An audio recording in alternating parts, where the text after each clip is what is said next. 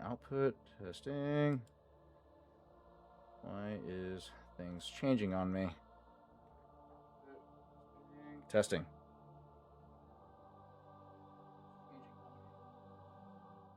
Think we figured it out? We're good. Okay. I'm just not getting any register on here. Perfect. Okay.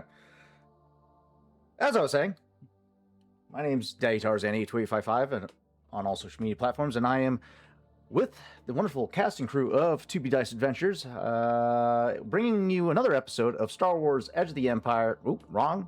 Star Wars Force and Destiny with Core Atlas, and this is episode 2, Into the Cannoks Den. How delightful. Welcome back to Campaign 2 of Star Wars, and I am thrilled to get this campaign rolling again. But let's go ahead and start off with the cast for tonight's episode. We are missing a couple of cast members for tonight's episode, but not to worry. They will return. But let's go ahead and take a moment to introduce those that are here with us today. Starting off with the one, the only, Dia. Hey guys, I'm Dia, also known as Diavel.cos on all social media. I'm coming back as Zava Dovria Zabraki. Well, I was about to say bounty hunter, but that's no longer quite right, as I have been told she has been stripped of her license. So that's fun. You taken a beast off his chain, and I will no longer be held responsible for what happens next. Everyone's free game now. I'm very excited to see what happens. I fear for my Being that I am NPCs. being that I'm the next on the screen, I will be the first one to say, "Damn." Hi, I'm Matt, also known as War Torn Knight out there on the interwebs, and I am once again playing Chav Visto, the former agent Lancer of the ISB, and I guess also former commander of Gold Squadron as the Golden Ghost of the Rebellion, and also apparently former freighter and smuggler, and now just dude trying to exist. Love to hear it. All right, and that's going to lead us up next to Ren, who plays Ego.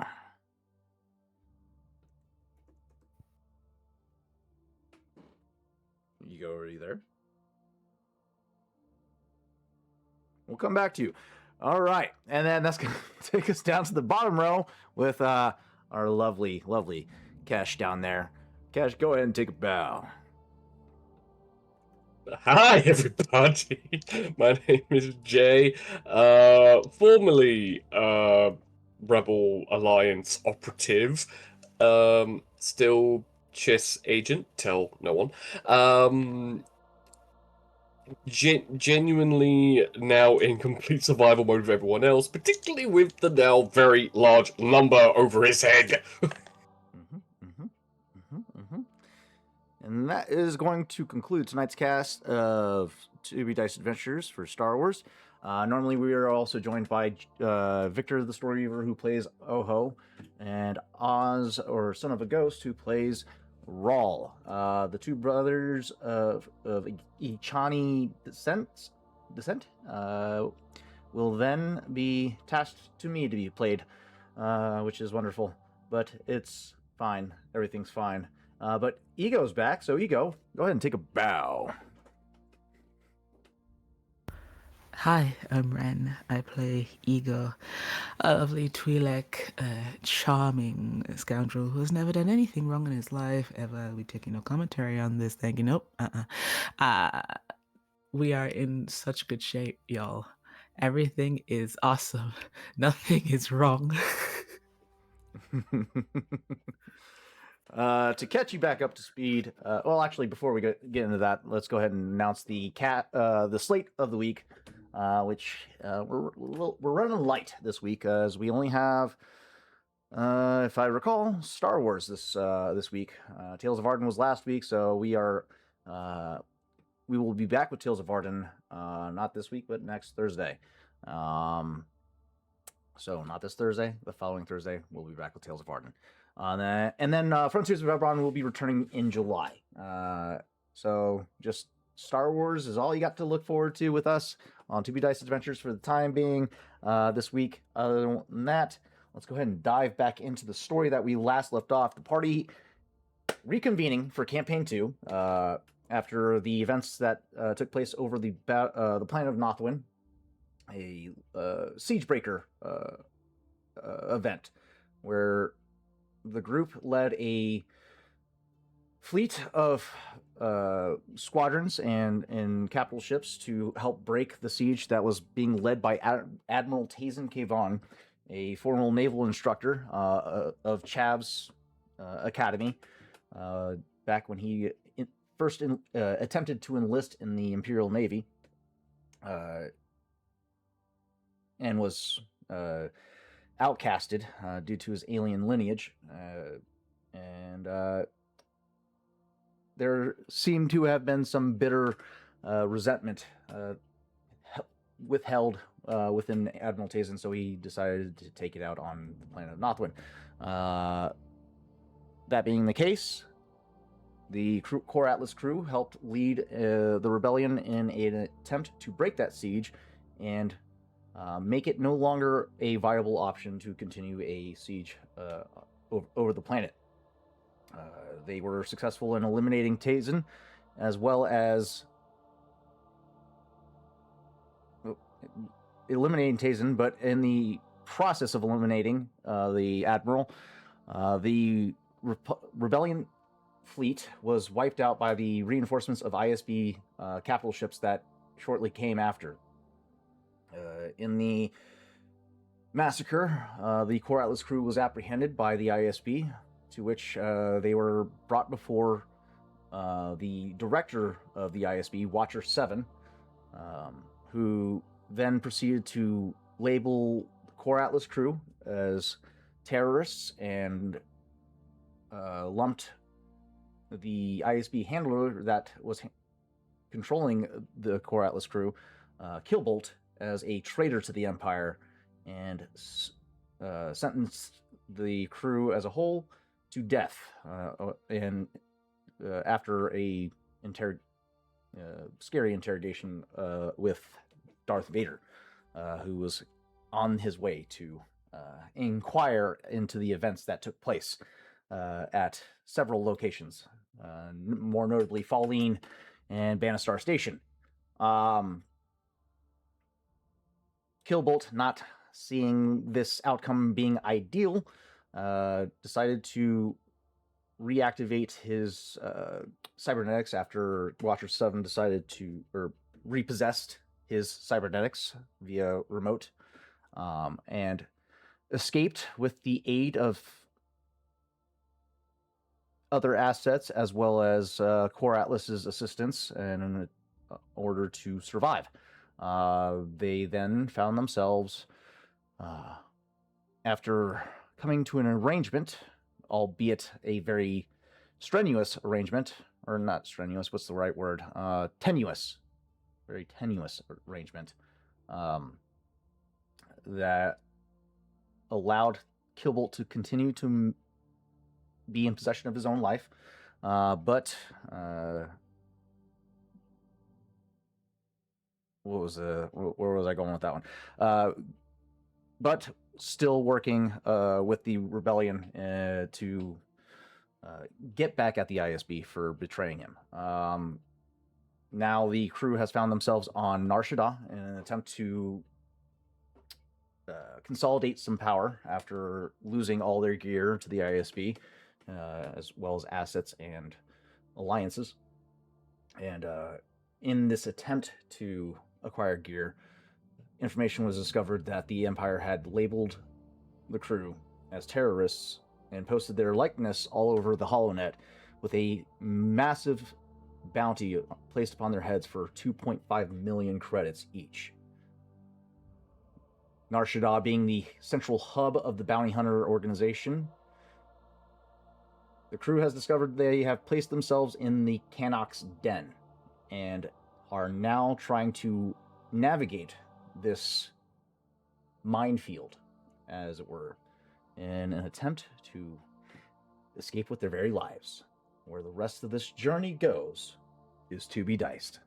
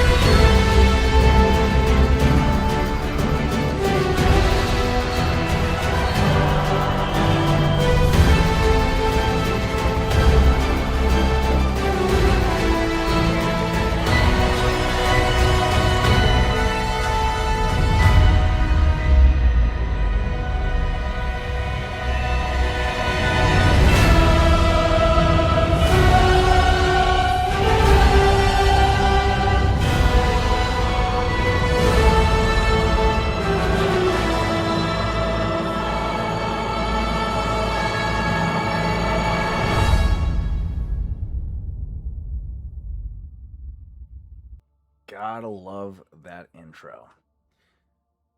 Whew, Michael, you're a phenomenal creator. I love you. To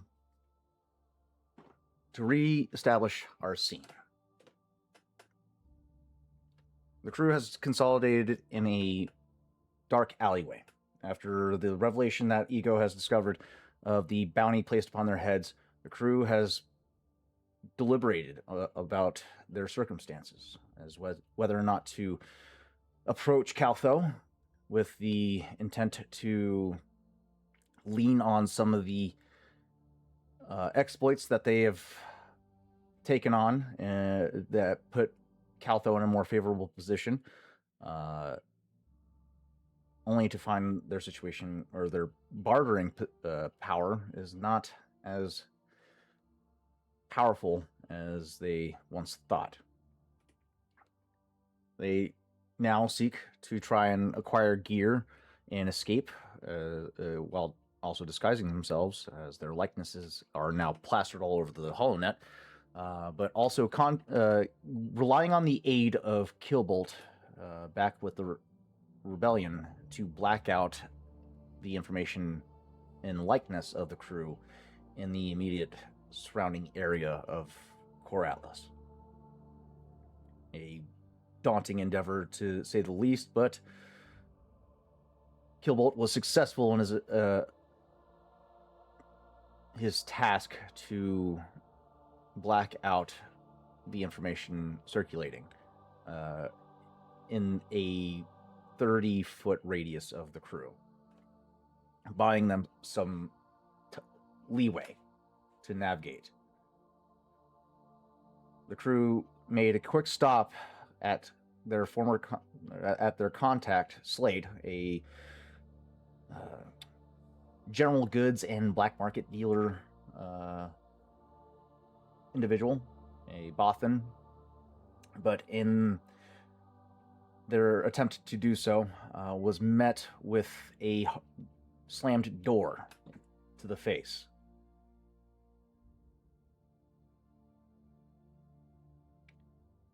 Sorry, kid. Can't risk my hide for you. You're gonna have to get out of here.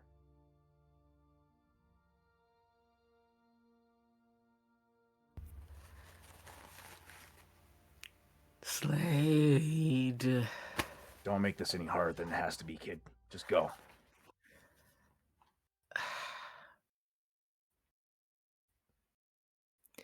I think Ego is so frustrated. Look, you didn't see us. I can do that.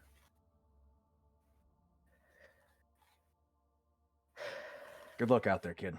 Thanks, Slade. Yeah, I'm gonna need it. You hear a couple more bolts slide into place as he's finalizing the securing of his door. Dude's a very paranoid individual. He has like 5-6 locks on that door. But with that, It's so sweet.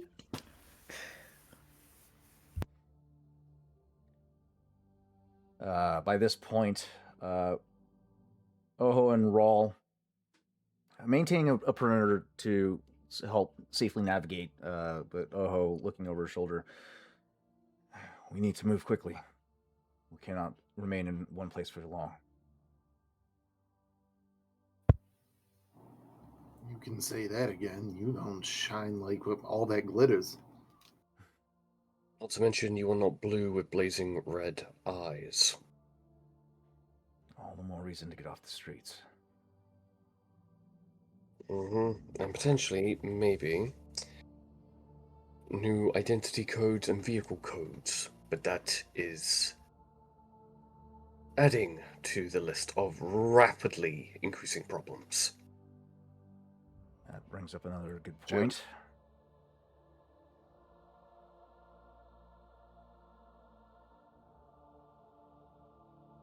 What's the likeliness that the ship is going to be?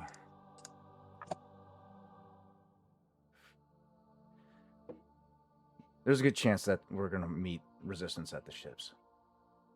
At least at the north. If not continuously locked down, watched.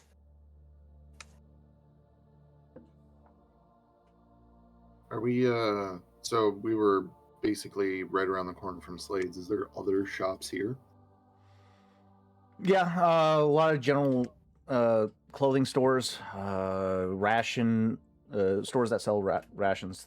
You're in the lower levels of Nar Shaddaa, so it's a lot of the below the poverty line, like Section 8 kind of supplies and gear out here. Supplies and gear. Yeah, so nothing that can Make it something akin to a welding mask. As I'm wearing a mechanic's overalls already, that would fit the bill. Mm-hmm. Go ahead and give me actually for today's session, let's go ahead and roll our luck points for the day before we get going any further. Excuse me. Some of us already did, Chav being one of them. Your boy got one dark side. I already added it to the tracker. How delightful.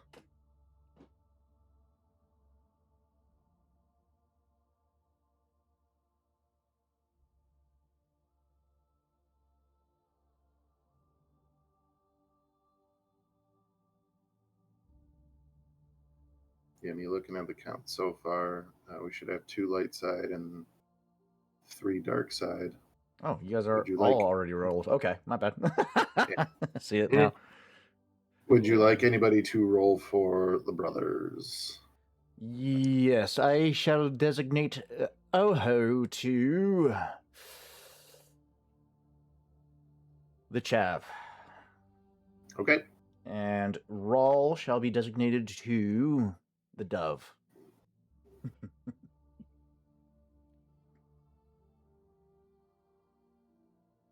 We're all got a dark side. So did That's- Oho. That's yeah. Yeah. yeah. Nice! Gonna be one of them days, guys.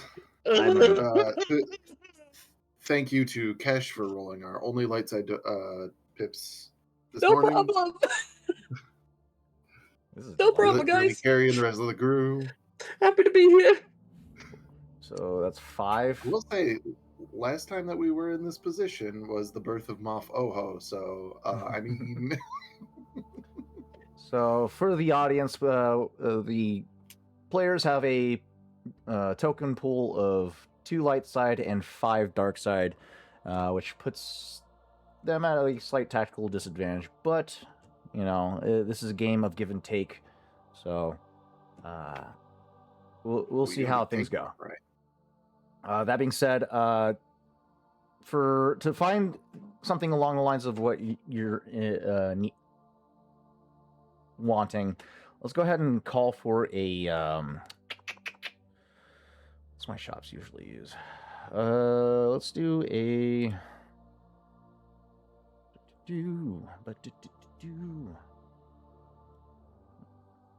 Even if it's not functionally like a welding mask, like that's not what I'm going for. Chav is going for a full head covering and face mask kind of deal. Yeah. So if that is a welding mask, if that is hard hat, like some type of face mask and goggles, like something along those lines, whatever it is.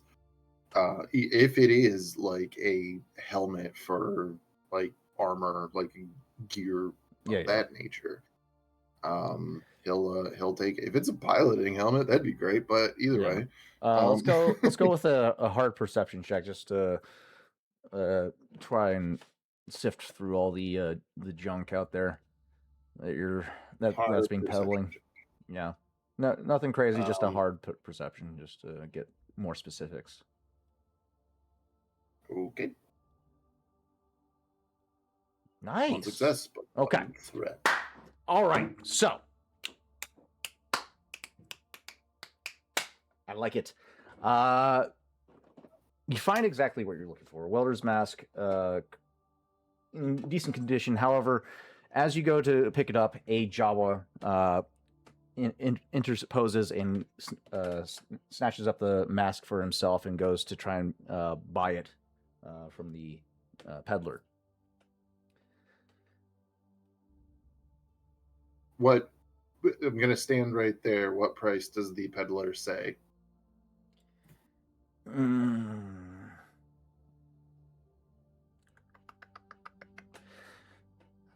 I'll give it away for 20 credits.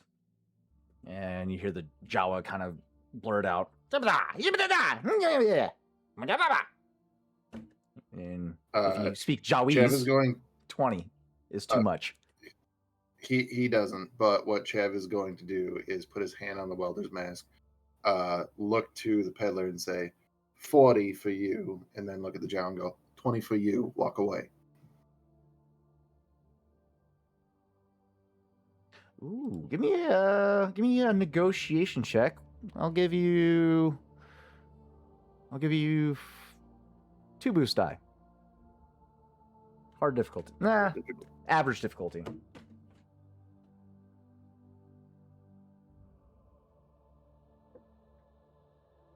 One success, one threat. We're nothing if not consistent. I love it. Place the 20 credits in the Jawa's hand. He looks at the credits, looks up at you with those glowing red eyes. Utini! And just goes running off with the credits. However, the peddler, seeing how interested you are in this mask, 30 credits. You're an idiot. I said 40 and puts 40 on the table. I thought you were saying 40 overall, 20 and 20 for each. No, literally like looked at the peddler, said 40 credits, and then said, and 20 for you. I just wanted the Jawa to walk away. I see. Then he would say 50. Whoa.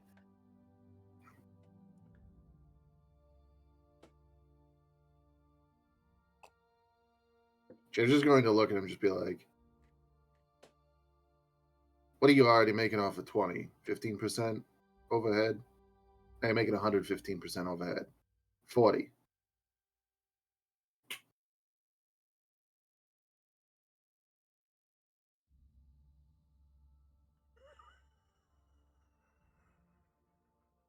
$40 in a ration. You drive a hard bargain, and I toss a ration to him. He takes the credits and the ration, and that was. He takes what was left of his stock, which is only like a couple of non like important items, nonsensical if anything, but like a pipe, a couple bolts and wrenches, nuts and bolts, a hydro spanner. Just fucking scurries off with the rest of the inventory. If it's right there, hydro spanner was something that I was looking for future endeavors. You gonna catch him? Yeah, literally, like put a hand on a hydro spanner and just go, say a number. 100.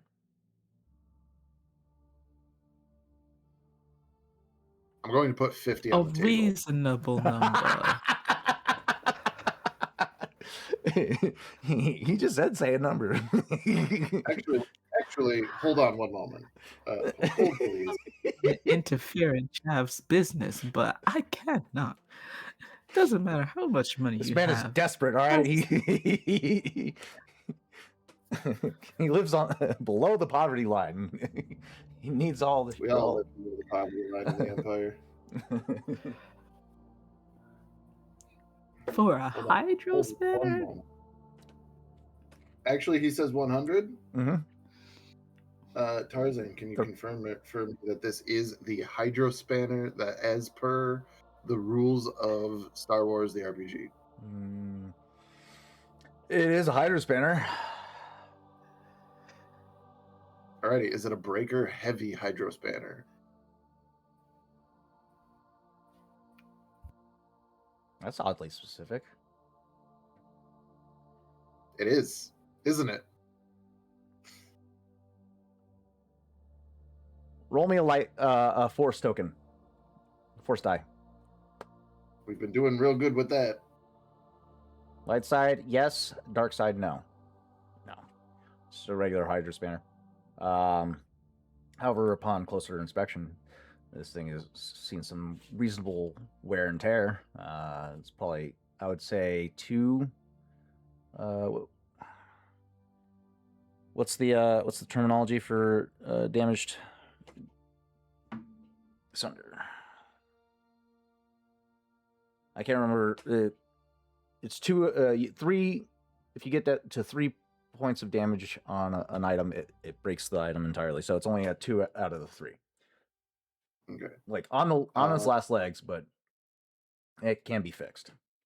That I'm actually well, if it can be fixed, it's not what I just asked for, but it can be fixed into being not broken. Mhm. However, that being said, Chev is not interested anymore because it was not the one that I'm looking for. So, yeah. He says 100 credits. Chev just goes, "Have a good one." Okay. He kind of has like this disappointed look on his face, but he scurries back off into an alleyway with his gear, with his goods and credits and ration. Bowler's mask on, visor down. Disguised. Well done. Actually, right. knowing Welder's mask, visor down, but or like whole mask down, visor up. So I'm not seeing things through incredibly tinted glass. Fair enough. All right, you guys start making your way towards the Yo mama gonna beat towards the spaceport. I'm assuming at this point. Mm-hmm. All right. I don't think anybody wants to stop anywhere else. Oh wait, Well, our blue friend probably wants a mask of some kind. well, to be fair, yeah, but Kesh has a hood. He also has broken off pieces of the fabric of his clothes to make like a neck scarf, so it's just the eyes and a part of the skin that's being shown right now. He does act while that's all happening. He does activate the chess side of the data slate that he has. Okay. And sends and rotates the chess cylinder in a way to just send off an SOS of like a problem Interesting. Okay. before turning it back to a normal data slate, putting the code cylinder away, and just turning around and waiting for Chav to get back. Got it. Finding more articles of clothing to further disguise the rest of the group is not that much of a challenge for your guys' skill sets. You're able to reasonably obscure your identities for the most part while you continue your journey back towards the spaceport to get to your ships. However, let's go ahead and turn our attention to core word.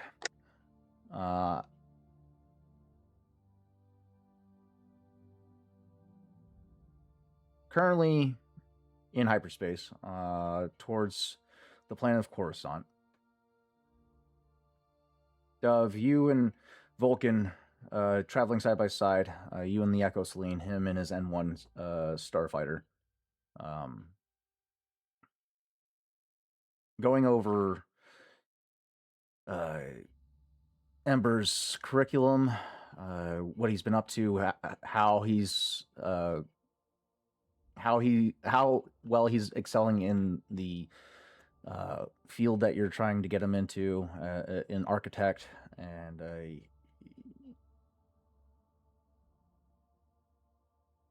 this is at that point. By this point in the travel, has been traveling for about 2 days. Not 2 days, a week. Sorry, you've been traveling for a week, and this is when you get an update, usually from the bounty hunters, bounty posting. There we go, bounty hunters bounty posting board. Usually, you'll check on this just for any high profile case targets that are worth your time. You only chase probably bounties that are worth a couple 100,000, as opposed to the lower level bounties that are only worth like tens. But you get a priority case posting of 2.5 million, which catches your attention immediately.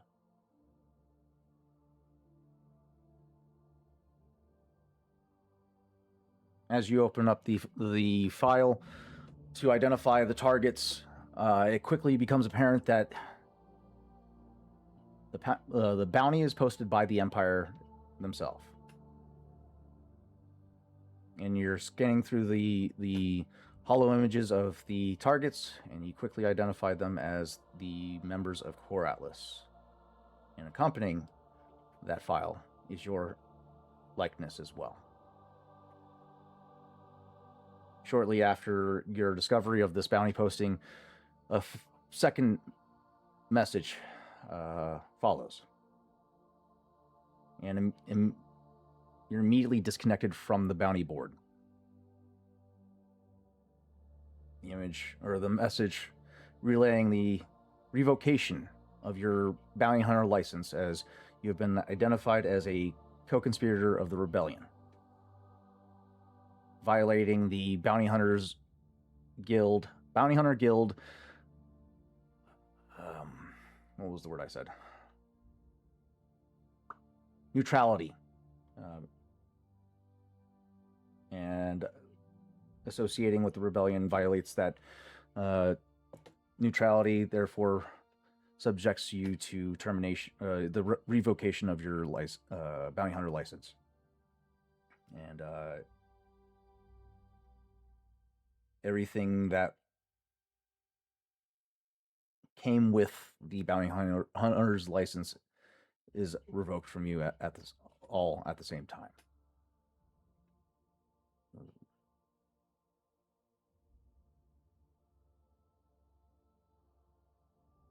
I don't think there are any words said, but there is the audible crack of something electric in her hand breaking as she stands up, heads to the back of the ship, and there are just several cargo containers upturned in rage. And it's this silent fuming without no amount of shouting or screaming or venting could convey, as she just sees everything that she's worked with for the past decade start to crumble. And she is just in a state of cold fury.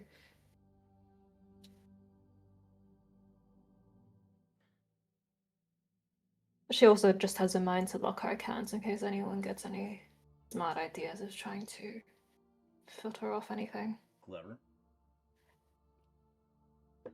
Uno, still at the in the cockpit, looks, his head pivots or swivels 180 to look back at you, while still maintaining the trajectory.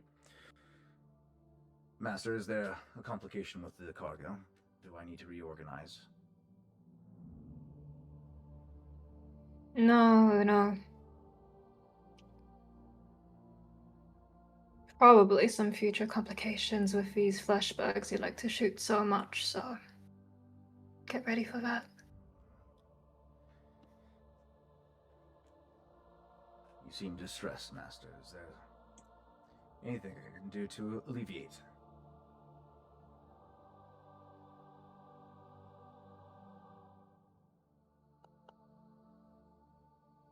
Patrick comes through to Vulcan. As you wish, Master. Vulcan, shortly thereafter, comes over comms. Yeah, what's up? What's going on? We have a problem. What do you mean? By we, I mean me. And because it's me, it extends to you. Do you still have access to the Bounty Hunters board? I It mean- doesn't need to be through official means. Oh, Have a look. okay. Yeah, I can do that. And he goes radio silent for a moment. Couple minutes pass by. Holy shit. Is this for real? Keep refreshing. It blocked me out before I had a chance to verify, but if you're seeing it.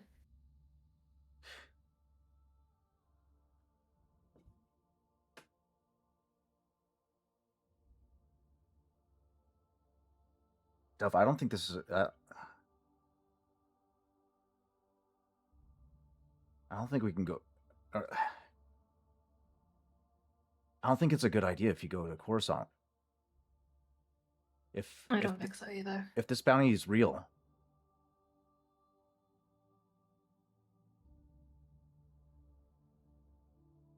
Your friends are in danger. Yeah. Yeah, I guess so. Didn't you say they're going to Nar What Shaddaa? else is new? Ah, If they're on Nar Shaddaa, they...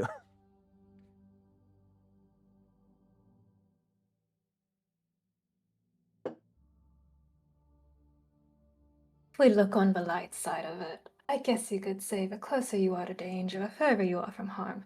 Who in their right mind would think they would go to the den of all rancors? I mean... It can only work for If so they don't long. know already, they're gonna find out. Yeah. Look,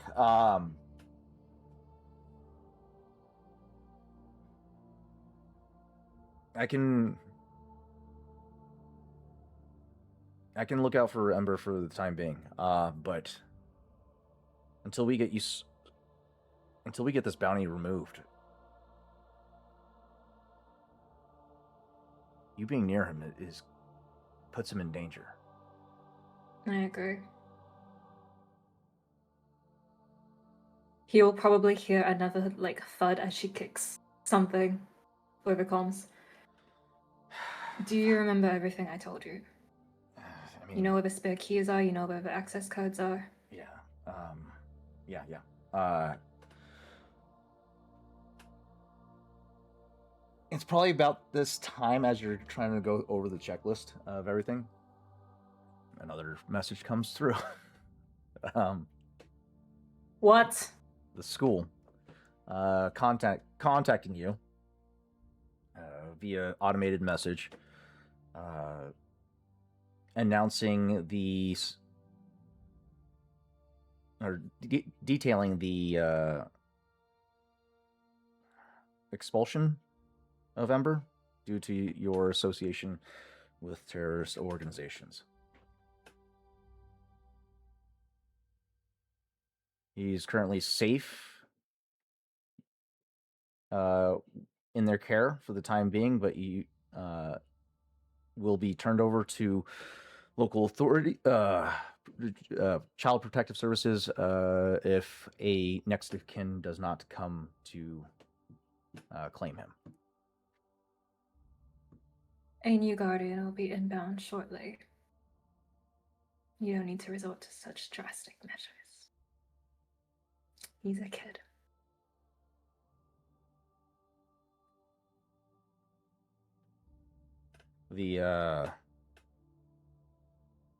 It takes a few minutes after your message, but you get a confirmation requesting the identification chain code of the person that will be coming to claim him.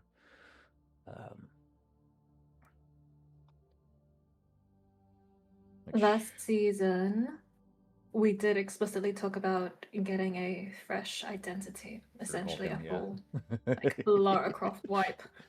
That was the offer on the table in exchange for his assistance. I would hope that had time to be arranged. Yeah, you guys would have had time to work on it while your approach to Nothlin. So you would have been in possession of it because the flight risk factor. If he had the chain code, he could just take off before the battle. So yeah, I would assume by after the battle, you guys would have exchanged the new identity, and so he would be in possession of it by this point.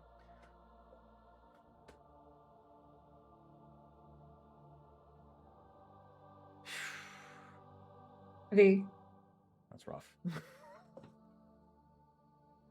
Do not ruin this for either of us.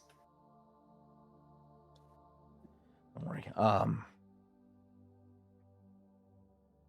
won't make the same mistakes that I did. But we'll be waiting. You won't get a chance to. Just make sure you come back. All right. Like a cockroach. Don't make the same mistakes I made. Mm-hmm.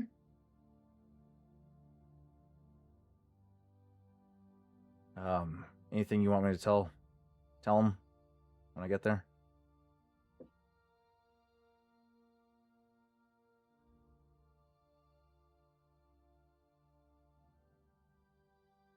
Let him know. I promise that the next time I come to dinner, he will get to meet some new friends. He's been waiting for a while now. Okay. Be safe out there. Me too. And I think that will be when her navigations will diverge.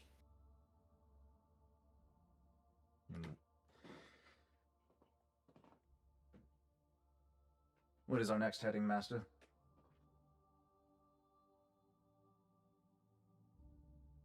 No, shut up. Understood.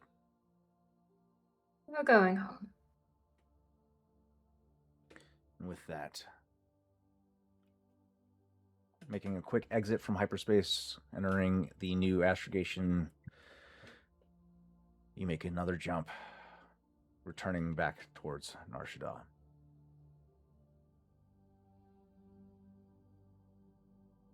This will put you in the same timeline as the party at their discovery of the bounty, as they tried to return back to the spaceport after trying to get into Slade's shop, which turned out to not be fruitful.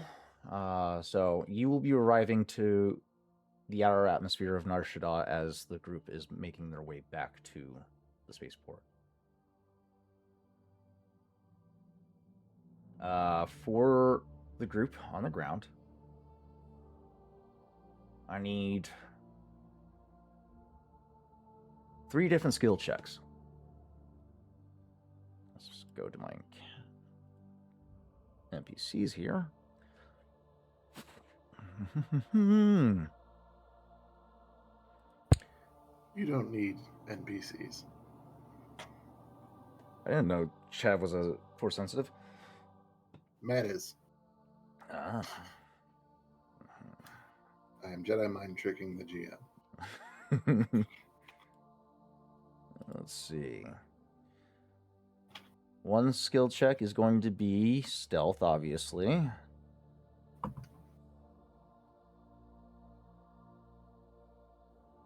There we go. Another is going to be coordination.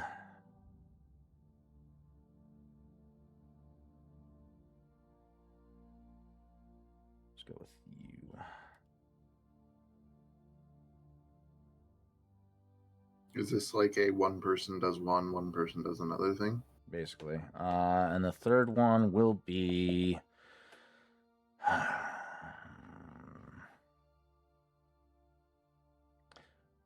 the third one will be a perception check. I will volunteer for coordination as I have 1 proficiency die and 6 ability die. Okay. I volunteer for stealth because I have 1 boost die, 1 proficiency, and 1 ability. So I actually have a pretty That's pretty pretty good. decent, pretty tossable in there. Okay. I think that Ego's perception is pretty okay. It's okay. Not as good as it used to be, but it's okay. I've got a proficiency and a boost die in it. Okay. And 2 ability. So, let's start with coordination. This is your ability to navigate through the crowd without drawing attention, without bumping into anybody in the crowd, just minimalizing your presence in a populated area to avoid suspicion. This will be a Right. daunting coordination check. Okay. Here we go, guys. 2 advantages. Okay. But no successes. No failures either. Well, Uh, no success me- means a failure. But Well, hold, please. Hold, please. Hold. Oh, I don't have that anymore. Shit. Let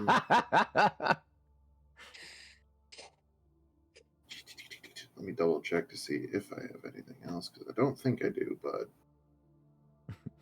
yeah, I don't think any of this is gonna help us out here. Shit.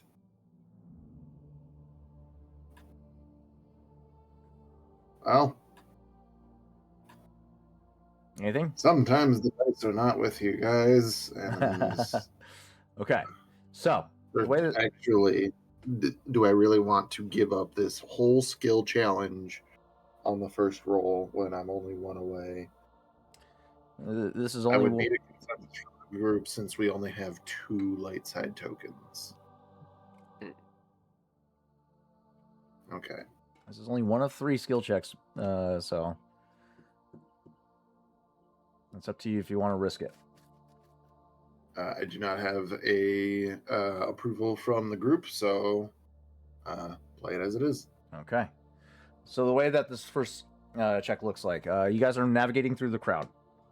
It gets pretty dense the closer you get towards the spaceport. A lot of foot traffic and a lot of vehicles. Transports, moving cargo, a lot of smaller folk, Jawas, Dugs, so on and so forth. Varying heights of statures makes it kind of hard to keep track of footing once this crowd begins to intermingle. You, for the most part, are navigating it pretty smoothly. You only get shoulder checked by 1 armored individual. However, the person doesn't seem to all that bothered by it and continues his conversation with the person he's accompanying as he continues down the walkway. All right. Next up, this is going to be a stealth check versus a challenge of 3. Hard difficulty. However, I'm going to cash Hard in a difficulty. token. to upgrade by Mhm. 1, so that will be a daunting difficulty with a challenge of 3. So that would be 4 purple, 3 red. Nope, just 3 red, 1 purple. Oh, goody. God fucking damn it. 2 successes, 1 threat. Kesh. Seeing as Chav is kind of leading the wedge formation, you see him get shoulder checked by what appears to be some kind of bounty hunter. Well armored, well armed. You see his head begin to turn, and you kind of interpose yourself with your disguise, obscuring your likeness completely. You interpose as you see the mask that Chav is wearing doesn't really cover the entirety of his head. There's some gold skin exposed at the back of this mask, and you see as the bounty hunter begins to turn his head to look over his shoulder, you interpose yourself to obscure that exposed skin from the bounty hunter. And he looks over, sees the back of your head completely engulfed in this shroud, and turns and continues about his path. That threat's going to accumulate in the form of 1 point of strain. Just the quick exertion to rush up and get into position to avoid detection. It's the quick burst of energy to alleviate. Let's keep moving. Yeah. Finally, I need Our perception.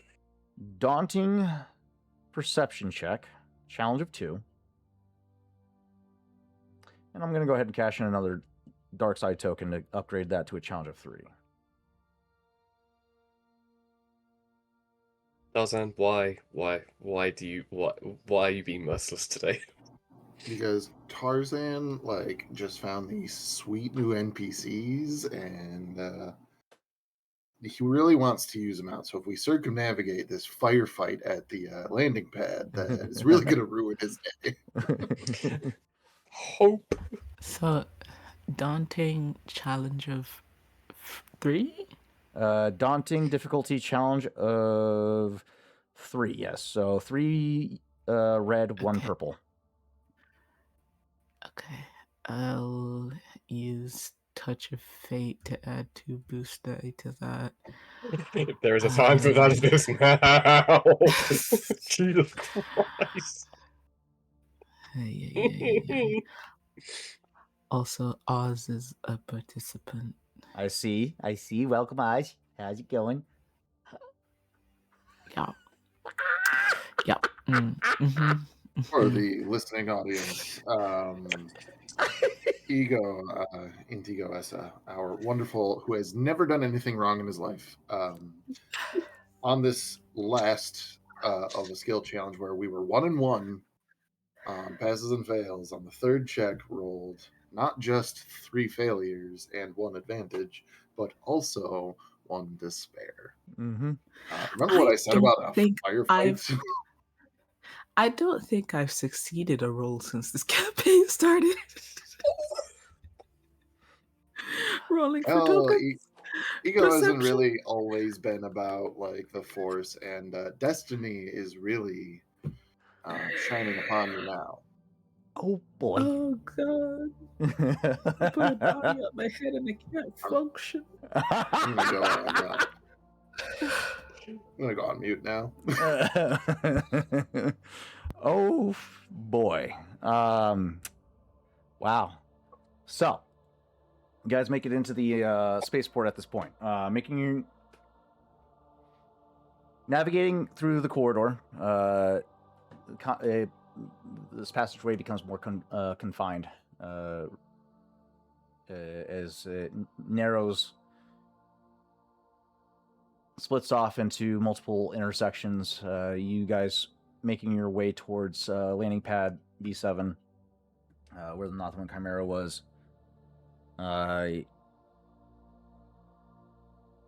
Rawl, your VCX was the adjacent landing pad, B6. So you guys begin to diverge off into these two landing pads.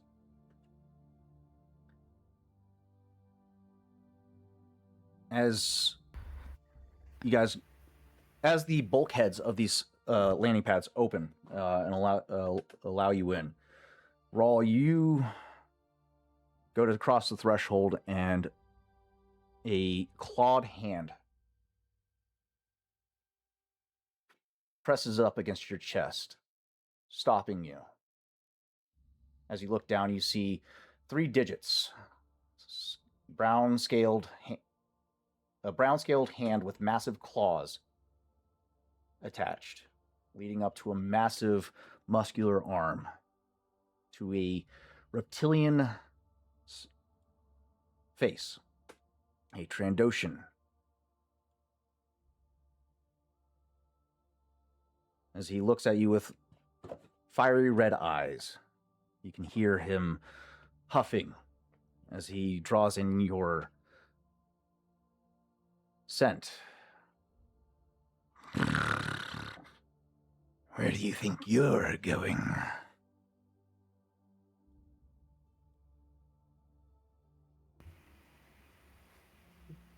As Rawl needs to be added to the speaker section.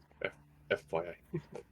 So Chad, we can interact with this. you go to enter your spaceship, your landing pad. They are standing at the gangplank of your Not the One Chimera, a heavy armored bounty hunter with a heavy blaster rifle at the low ready, looking dead at you. A moment passes as you hear 2 objects fall at your feet.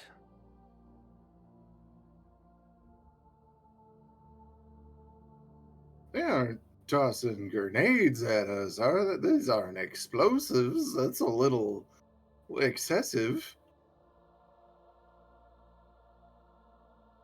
Is the Trandoshan There like are a variety of grenades available. Oh, you is son the of a bitch. Trandoshan like aggressively pushing me back, or is he just barring my way? He's stopping you guys. Chav,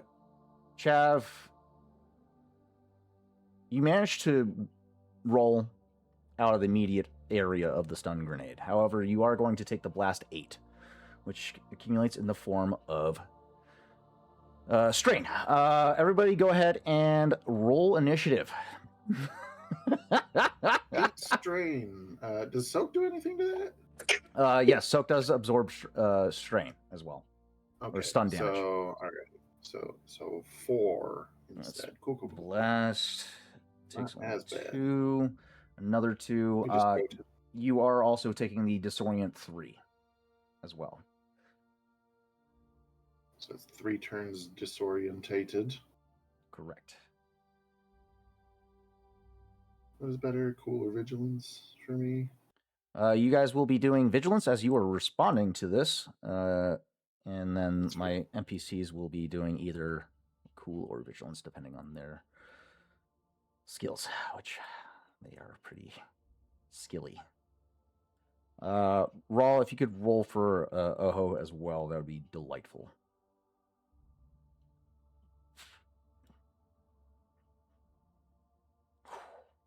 These guys. Dove, you can also roll for initiative. You're in the spaceport by this point.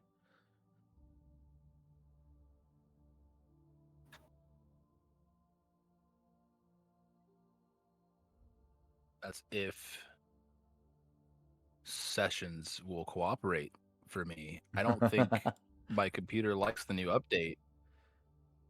Yeah, they got really creative with this new update. Damn, who outrolled me? The fuck? Pretty Oh, Dove. nifty. Of course, Dove outrolled me. Fuck.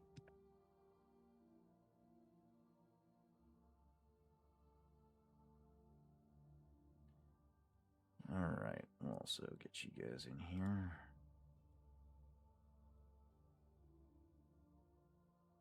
Perfect. Okay. And I think now is a good time to go ahead and take a quick 5-minute break, get ourselves situated, hydrated, whatever we need to do as we finalize setting up this battle. And we'll be back in to unveil this little shindig that I have lined up for you guys. I'm so excited. Welcome to the first combat of Campaign 2, guys. We'll be back in 5 minutes. Don't go anywhere.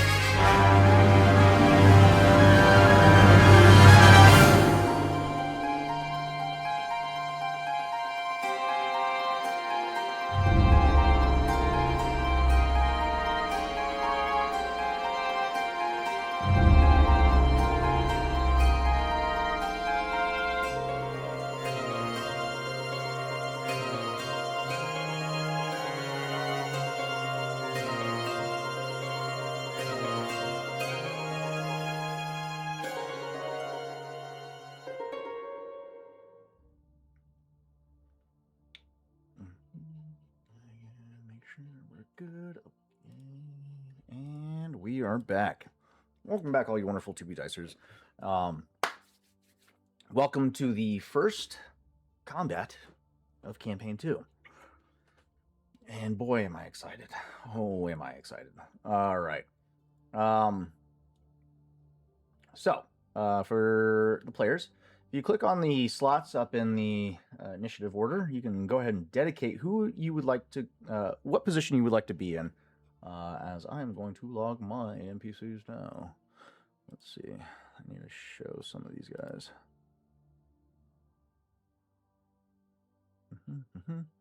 Honestly, the people who are getting attacked first, like Roll being stopped by the Trandoshan and Chav being nearly hit with a grenade, either one of them should be in the first two. That being said, I agree. thank you for reminding me.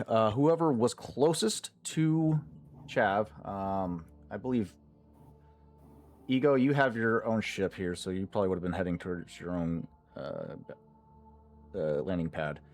So, I've got dealer's choice. My guess would have been Kesh. Yeah. So you're either close to Rawl or close to Chav. That being said, let's have you roll a light side token and see. I don't wanna. But you can just make an organic decision. It's not going to be metagaming at all whether or not he chooses to actively get hit by a stun grenade or go with block.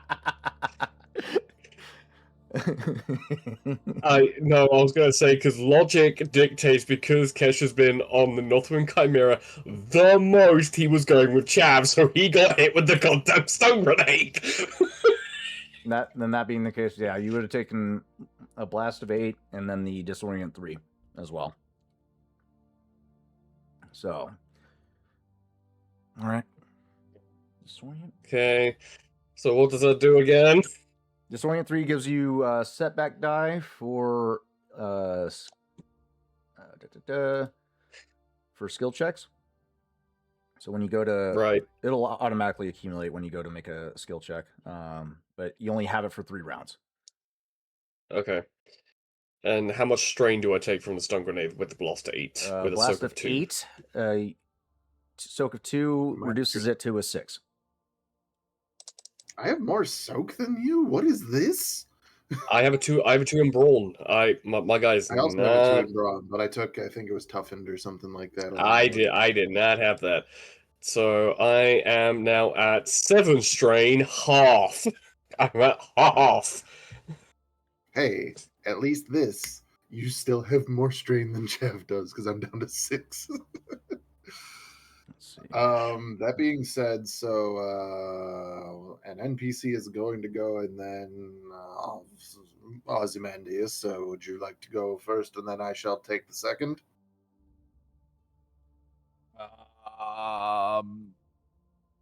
Raw's more concerned about the Trandoshan, so probably not. If we're going with the general helpfulness for the whole party, yeah, Raw's gonna be focused on one guy right now. Well, it looks this like man just stopped him. Just Raw, like you're by yourself, homie. No, he's got Oho with him. Oh, Oho, you and Oho. So yeah, I mean, like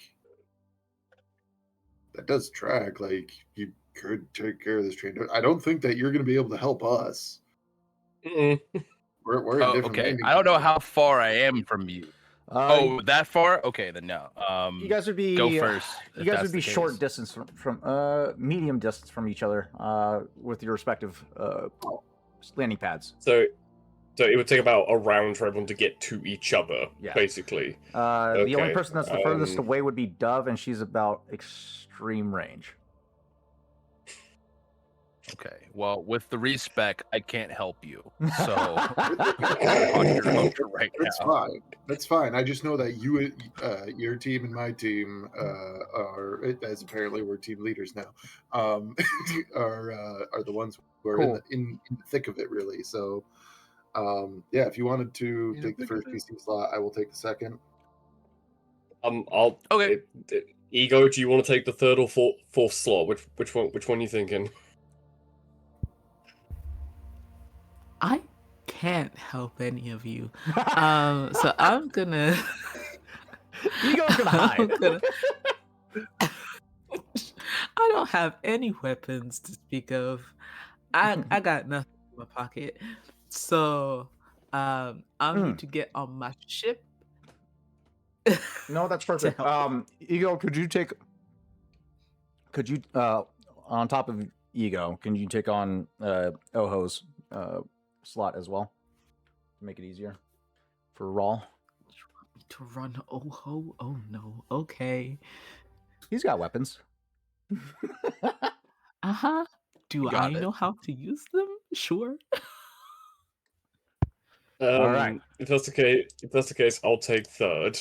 Just so that, just so that way I can be quick to help chat. Because we are in Okay. Shit's Creek. Okay. We got Okay.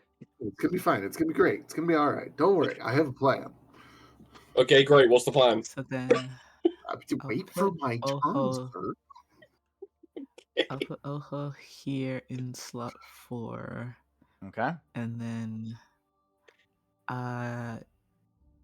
Dove, do you wanna be the 5th or the 6th slot? I can go with 6 on the farthest. That makes sense. Okay, I'll be the 5th slot, and then Roll is slot 1. And I'll put Dove as slot 6, and then that's everybody. Yippee. Okay. All right. We got our initiatives slotted. Let's get into this. I like the question, is this Bosk in chat? That's pretty funny. Wouldn't you like to know, Weather Boy? I would. Okay, so up first is going to be the Master Bounty Hunter, clad in heavy battle armor, very akin to Mandalorian-esque armor, but not the full ensemble. Either he is a Mandalorian or he stole it from a Mandalorian, or it's just a knockoff. Well, I'm not really sure, but this guy is geared to the teeth.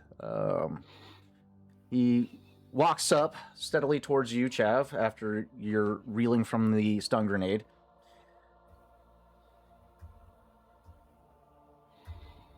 Now we can do this one of two ways. You can come quietly, or you can make this interesting. Personally, I prefer the latter. Chav is going to look at this individual, and I cannot do it right now, but Chav is going to look at him and very loudly yell the word, "What?" Just had grenades go off right by me. He's going to try to have a fucking conversation.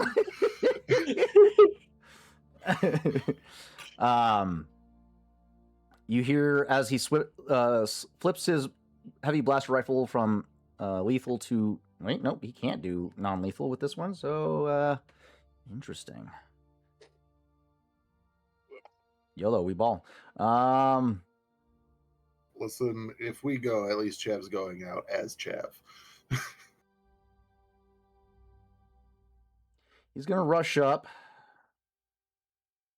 with his vibro knife in one hand and goes for a takedown on you, Chav. Since you are currently disoriented by the stun grenade, he's gonna use his movement to get up to you. I should probably switch the theme music, shouldn't I? Something a little more... that's too... Perfect. There we go. That's more like it. Goes in for up close and personal approach. Goes for a leg sweep as he thrusts the arm with the vibro knife in the other hand towards your neck. Not going for a kill strike, but trying to forearm you in the throat to take you down to the ground. Here we go. Could he fucking not? He strikes you with his with his forearm, doing 1. Damn, only 1? Is that coded right? What's his strength? Hold on, I gotta look at his shit. 4. No, Yeah, no. it's not calculating his brawn for some reason. That's weird. Let's fix that. Weapons So it's don't do that. 4. Weapons don't do that. Yeah, they do. They have their own damage rating, and if the damage rating on the weapon is 1, then that's what it is. He didn't generate any additional successes. Melee weapons use brawn. Well, they use brawn to roll, but I know that like brawling weapons are like add 2 to your brawn, and that's what the damage is and stuff like that. Vibro knives are +1, which means they also incorporate your brawn. If it's just a flat 1, then yeah, it doesn't include anything else. But if it's a plus, then it incorporates your brawn as well. Hey, I'm just saying, RPG Sessions has done a lot of stuff recently. Don't start fucking shit, okay? So it's supposed to incorporate his brawn. For some reason, it's not calculating that. So it's 5 plus. So it's 5 wounds, or we'll call this strain, since he's not going for lethal strikes. Which I have 4 soak, so he does 1 strain damage. Correct. Ow. All right. That's him. Up next is Rawl.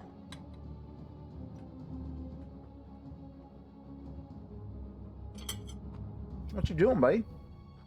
Question. Mm-hmm. Do I have to punch this man in order to say that I'm going to attempt to utilize the stun qualities of my shock gloves? You have to do damage in order to use the stun quality.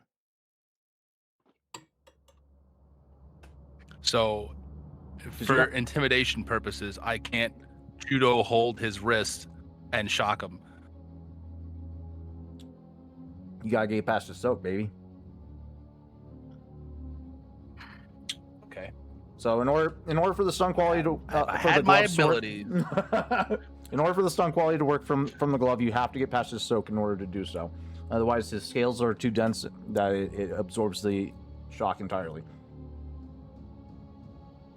Okay. Well, ixnay the gloves. I'm still gonna do the judo hold though. Okay. And, like, he'll have his 3-clawed hand on my chest, telling me not to move or not go past him. Mm-hmm. I go where I want what I want. No one tells me otherwise. And he takes his wrist and twists it. Okay. So he's like, kind of, I need mercy kind of thing. I like it. Okay.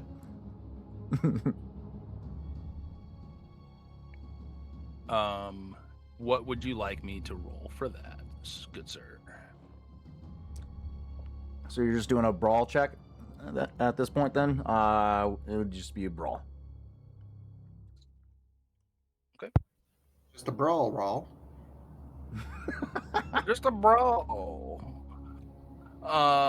What is my difficulty? Are you rolling difficulty? Difficulty for engaged melee is average difficulty. Dope sauce. Sending. Hopefully it will make it to you.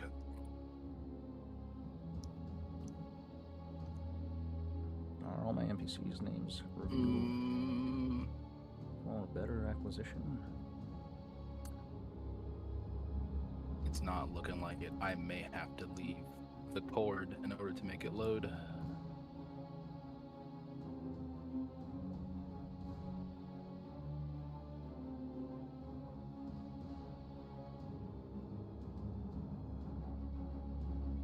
Yeah, it doesn't want to do it. Please hold. I put in the wrong NPC. It's supposed to be the apprentice. There we go. So, I got everybody transitions. Apprentice yielded. Okay, cool. Everybody's accounted for. Good.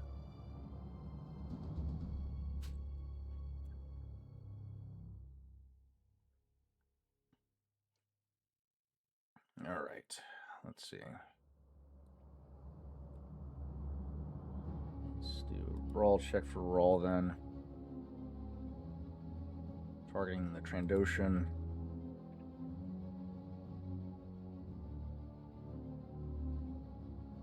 Oh, it's an opposed.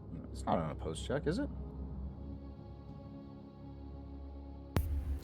I think Oz refreshed and is back in the audience bit. Oh, yeah, let's get him back in here. Invite to speak.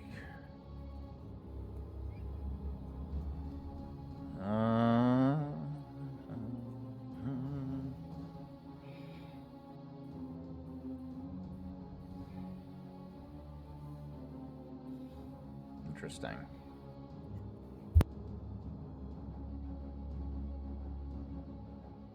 All right. Well, I'm gonna roll for you if that's okay with you.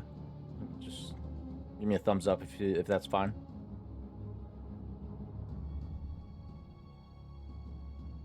No, maybe so. Oh, one moment. Got it. You got this, buddy.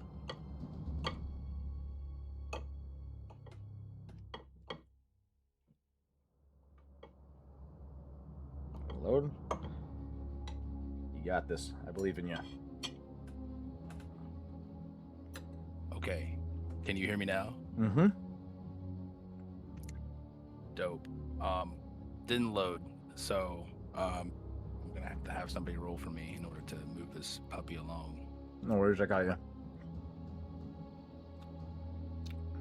All right, that's one success, one advantage against the Trandoshan.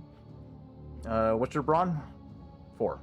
So 5 wounds against the Trandoshan. Okie dokie.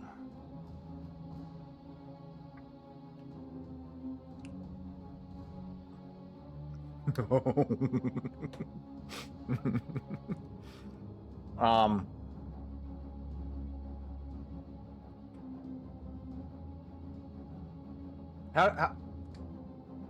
what was your intent with this strike?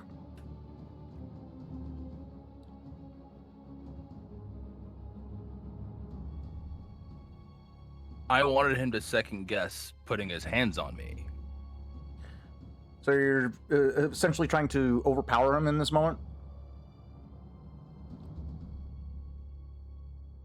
Trying to Not necessarily overpowered, because the hold, if you do it correctly, it's supposed to be done by surprise. Yeah. You do it swiftly, and they're in pain immediately. So, not really overpowering, more like pressuring. Yeah. If that makes sense. So, what I'm trying to ascertain is like, were you going for like a thumb lock, where you're trying to get a hold of the thumb and twist the wrist around to get him to relent or submit? What was the action that you were trying to do to? Yeah. Going for that thumb lock. That thumb lock. Yes, enough pain. Yeah. Okay. So you meet in one swift motion. You reach up, grab the thumb, wrench it backwards, and you look up to as you lock in this motion to see how the Trandoshan reacts. And you watch him, stone-faced, begin to rotate his wrist back around, unfazed, while you're still holding on to his thumb tightly. And he just lets out a deep guttural growl. Nice try, flesh bag.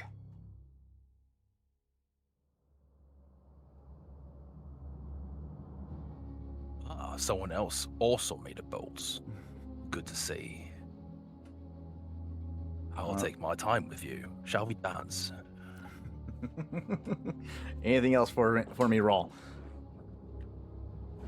In other That's words, for full context, you did no damage to him with this attempt.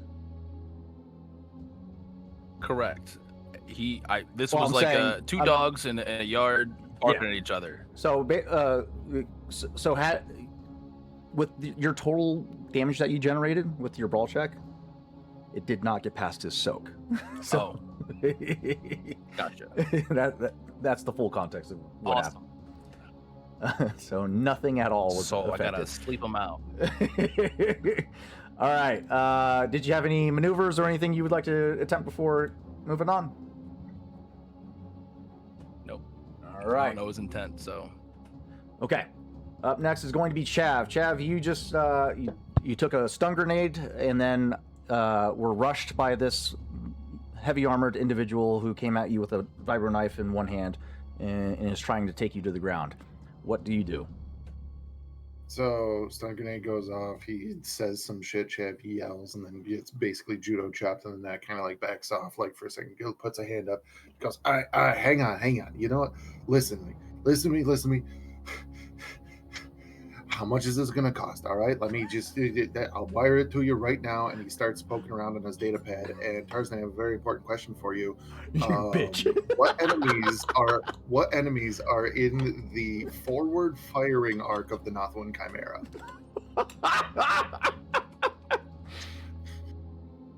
That's fucked up.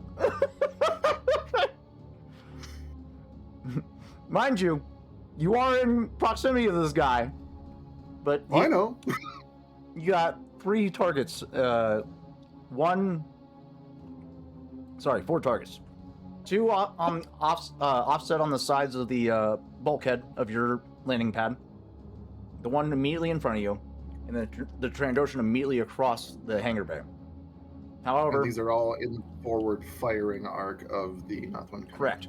However, the 3 in your hangar bay would be considered an engaged range with the Nothwind.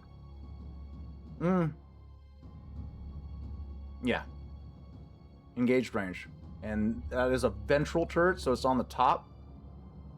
So you wouldn't be able to target them with it, but you could target the Trandoshan. Unless you That still works.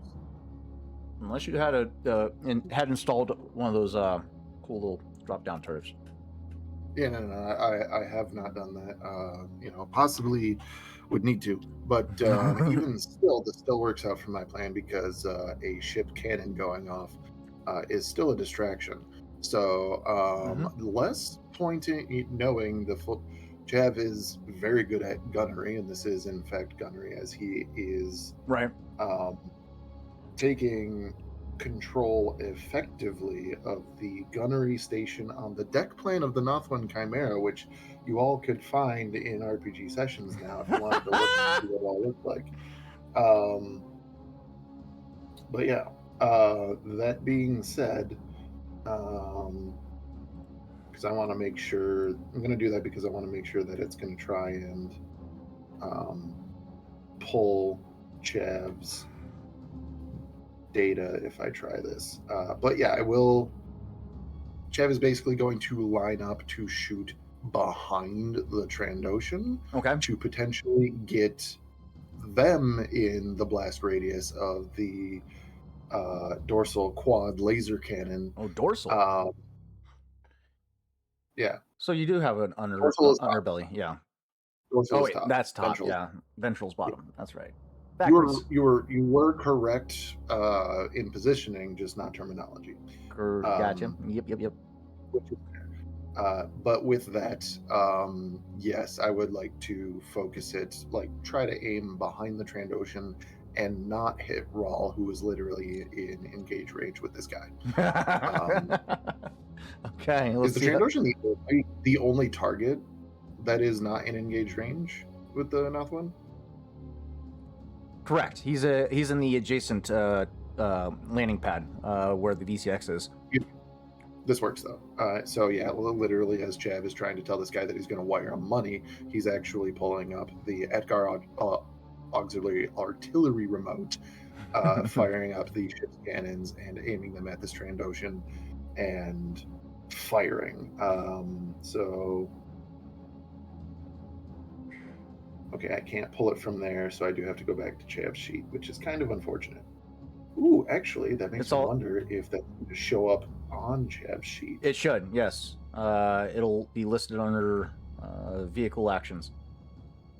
Yeah, I just got to get down there. Weapons. Aboard Northwind Chimera. Fire discipline. Nope. I want. There it is. Floodland.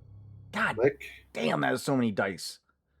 That's why I want to do this. So I would like to target the Trandoshan, who is. That would be there it considered is. short distance for vehicle. Are you sure? Because he's personal range and I'm Sorry. planetary range. Close. Sorry. That's right. Ready. Shall we dance? Cool.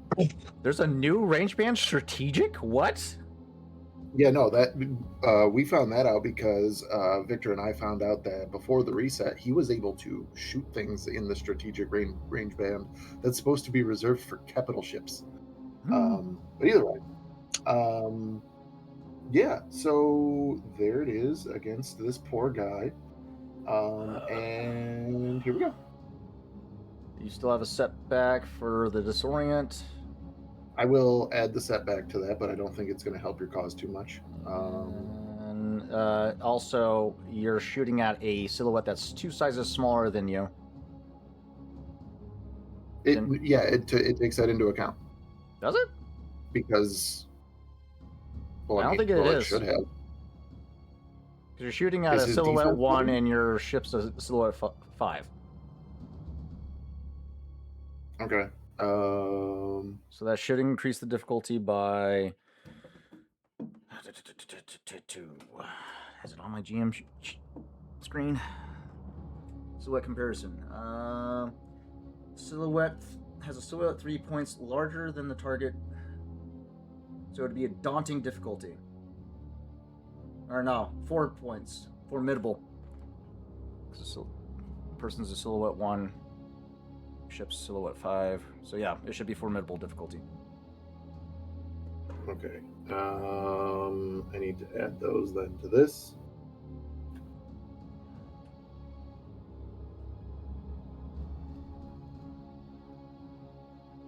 Nope, that's not what I wanted to do. You might have to re-roll it, buddy. Yeah, I'll have to redo the whole thing. 1 second. Apologies. Here we go. Trandoshan. Take your time. Build pool.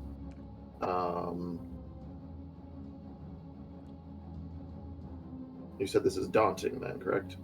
Formidable, because he's 4 sizes smaller than the Nothoan. Okay, there we go. Alrighty. For real this time. Yeah. 9 advantages. Okay.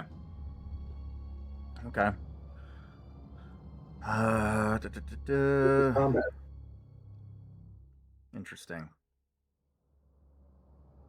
So you don't hit the Trandoshan directly, but you do have 9 advantages. Mm-hmm. And your intent wasn't to shoot directly at the Trandoshan because it would put him in blast range of a planetary weapon.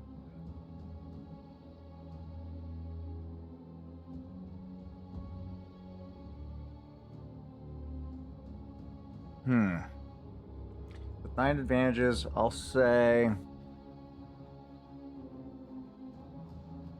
What's the damage of this turret? Laser cannon does 5 base.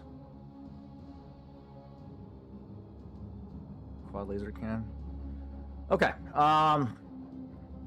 Because your intent was not to shoot directly at the Trandoshan. So, If I shot directly at him, then I would be nuking our good friend Rawl. all right, let's do a little let's shop together. Let's see what we can come up with. Your intent was to not shoot directly at him. However, you failed.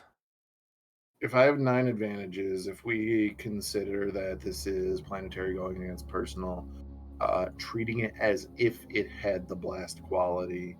Right. I didn't get a direct hit, so it wouldn't generate any additional damage. It would still do the blast quality, which it would be probably 5 of that. However, this is a linked 3, so if this was 2 advantages to activate blast, then I could activate linked 3 times still and spend 8 of my advantages total to hit him for what would be 20 damage, because that's 4 hits. However, this is planetary size. That would actually be 40 damage.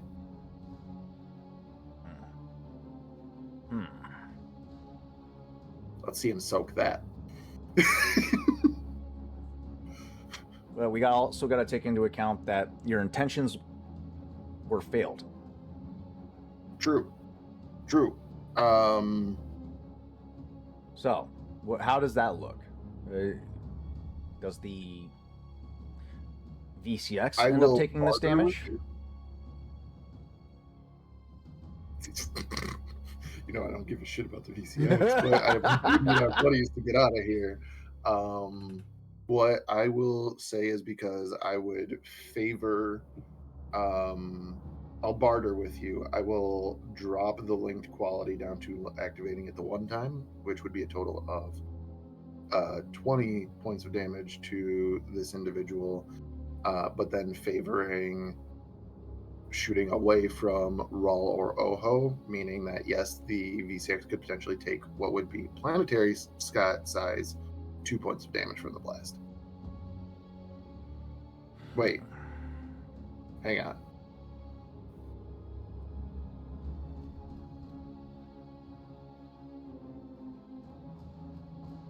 I vastly miscalculated. Because this is the blast quality. The blast quality wouldn't come into play on the VCX. Correct. Because the quad laser cannon doesn't have a blast quality. This is just right. This is us workshopping some things. Yeah. Apologies, everybody. I just wanted to blow up a Trandoshan, and then it got really complicated because I missed. Because yeah, if I actually did that the way that I had said, that would be 5, 10, 15, 20 times 10. So that would actually be 200 damage that I was doing to this guy, which is insane. So yeah, dropping that down is way more than enough for him. I would even go with, if I am just hitting him with the blast quality once, because this is planetary scale, that's 50 damage to him. So I would cash in all of my advantages for, first of all, not hitting OO and Raw, and then potentially also not doing damage to the VCX if allowed. Yeah. But it would be doing at most 5 damage to the VCX.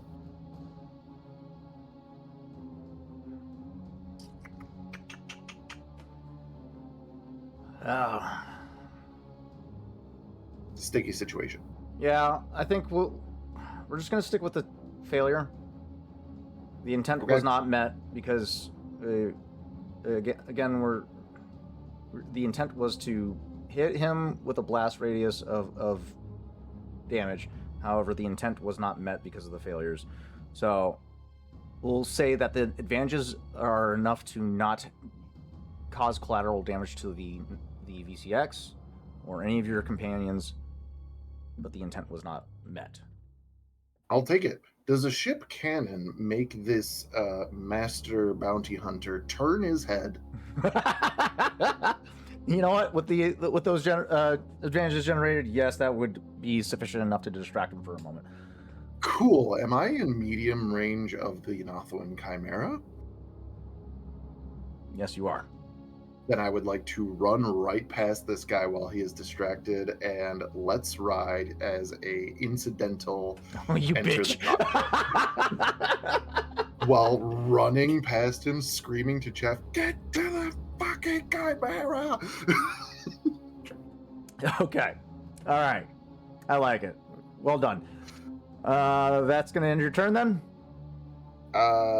Yes, I don't believe that I mean, the other maneuver would be, I guess, trying to start up the Chimera. Fair enough. That's everything else I have, because yeah, we gotta get out of here. Yeah. Okay. So, Rawl, you try to overpower try to submit this Trandoshan in the moment, and you immediately realize how strong this individual actually is. Strength is comparable to a Wookiee, so yeah, these boys are pretty tough. Shortly thereafter, a hail of blaster fire rains over the two of y'all's heads, and the Trandoshan ducks in response as blaster bolts or blaster volleys fly over, and you guys break contact for a moment, but you hear Chav Thanks, buddy. in the distance. get to the Dothwin as that space is created. You watch as the Trandoshan quickly swivels his blaster rifle from behind his back and levels it at waist level, pointing it at you. You guys are in would be considered engaged range still, so we'll factor that in. Let's go. Be Ooh. faster than a speeding bullet. Is that possible? Trandoshan is attacking Feral responding on Feral Rawl's behalf. Defensive stance, melee defense. Would you like to take the defensive It's not stance? I would.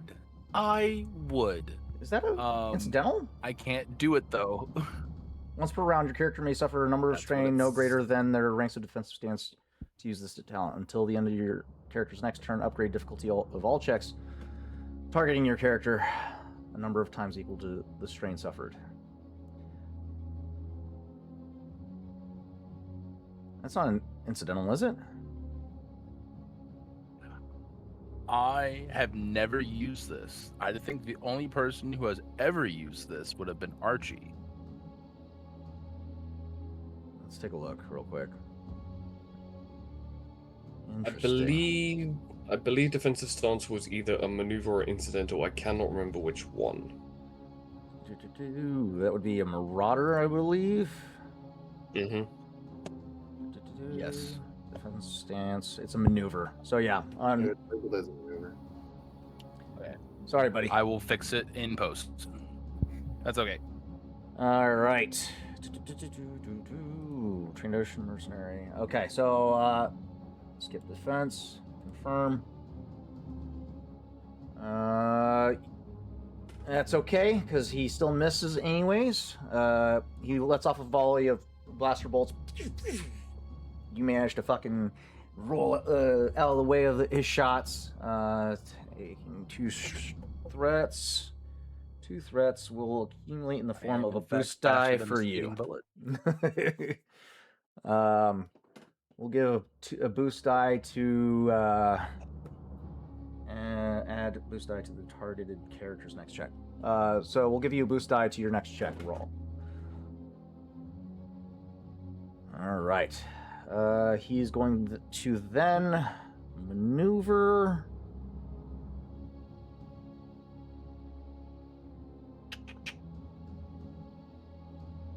Yeah, he's going to maintain engaged range with you, and that will end his turn. Next up is the bounty hunters offsetting the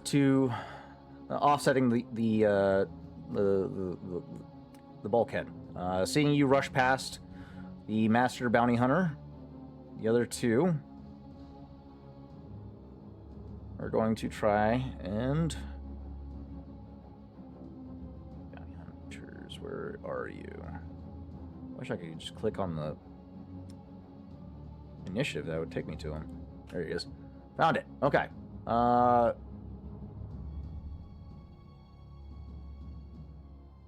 Because you boarded as an incidental, they have to spend their maneuvers twice. I have to burn my action to get on board. Yep. Okay. The bounty hunters are going to rush it in after you, Chav, boarding the Nothwin Chimera, but they can't do anything this round because they burn their action to maneuver twice to get onto the vehicle. Who is boarding my ship? How? What? 2 bounty hunters that were literally next to the landing bay. All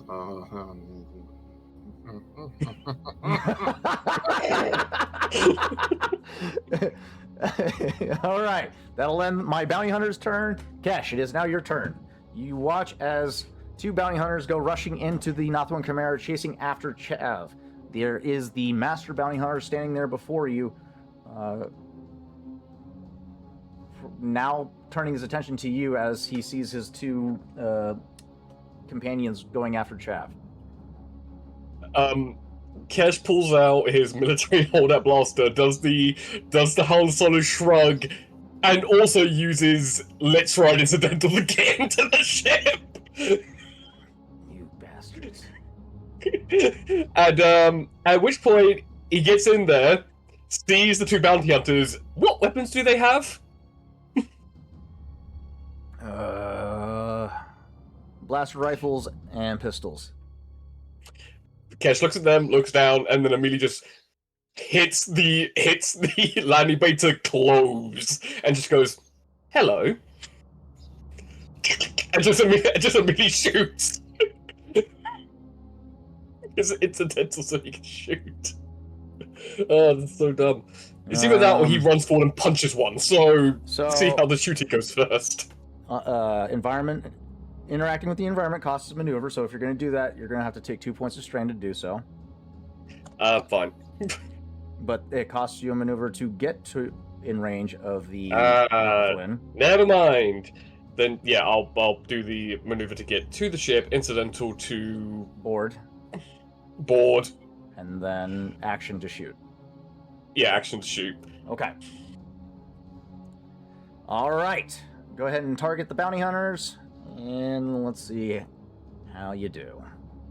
This would put you in short range of the bounty hunter. Which is the band range for this weapon.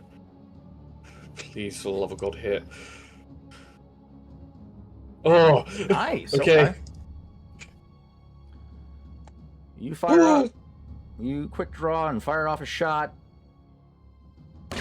And land 10 points of wounds to the bounty hunter, which 5 of that is soaked. So 5. Okay. Nice hit. Because we're in the cargo hold. How many improvised weapons can Kesh see very quickly that he can grab and hit someone with? Wouldn't you like to know? You'll have to do that on our next turn. All right. Yeah, please. Next up is Oho. You got Oho. Oho's standing next to Rawl at this time. There is a very menacing Trandoshan offset of him, also trying to tussle with your brother. What do you do?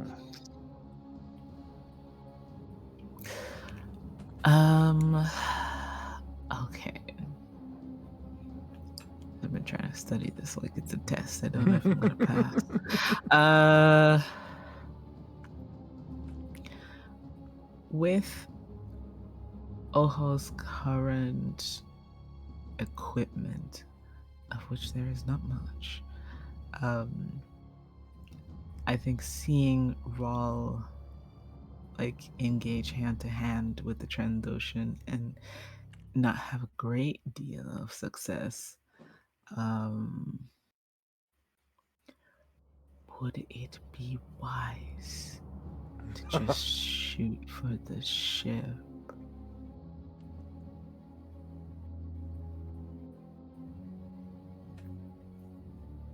I've tried to think of WWVD. What would Victor do? Victor. He does still have access to his lightsaber. However, a lightsaber in this planet, that would be a bad idea. I'm not doing that. I have the barest of common sense. It would be risky. Okay. No. Does he have his? So I know he has the ability to summon weapons. That would I be his don't lightsaber. necessarily know. It- It's just his lightsaber. yeah, he has his lightsaber Okay. bound to that ability.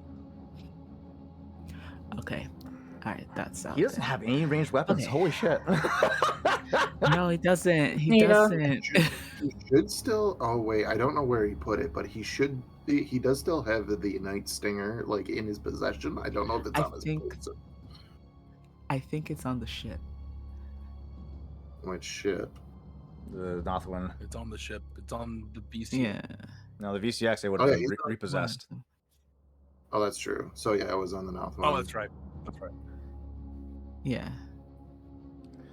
Um, I mean, yeah. unless you want to give it to me right now. I think we're heading to the ship because I don't think he can brute force this. He's no, actually, he has 5 brawn. He has brass knuckles. Maybe we hit a guy. Let's go. Let's do it. Okay, how do I do this? Because I don't think I have the ability to roll anything on a sheet. But So we're doing brass if knuckles, you it's said? Yeah. I got you. I'll set it up. Engage range. Trandoshan. Build pool. Pass to ego. Where are you? Because it has disorient 3. So if I can make him a wee woozy, then we can just head to the ship. There you are. Come to me. All right. Sent. I look. RPG sessions. Where are they? It should be above the standard dice. Or not above, below it. Ah, I see. Add all. And then.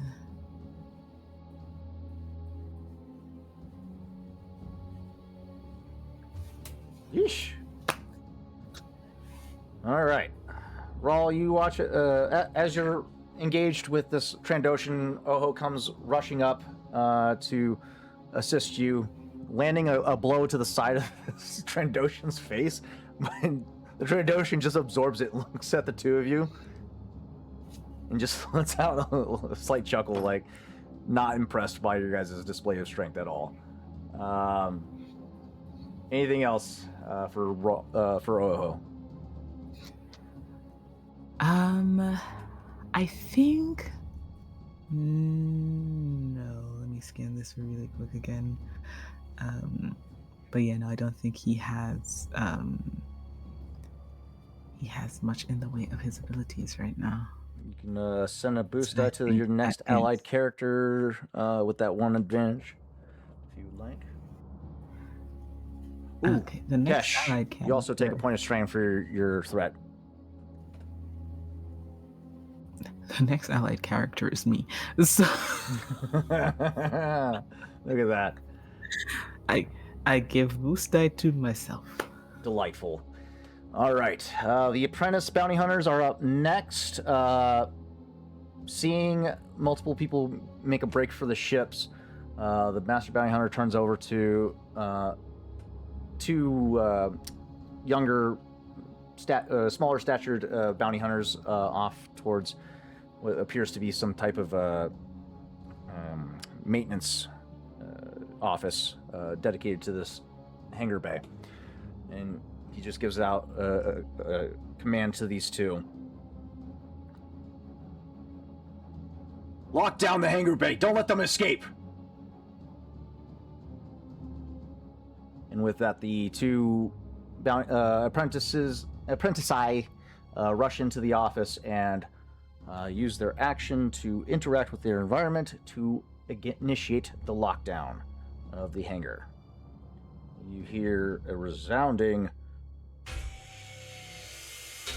as the... That's not the right one I want. I want this one. It wasn't it either. Where's my fun noises? But,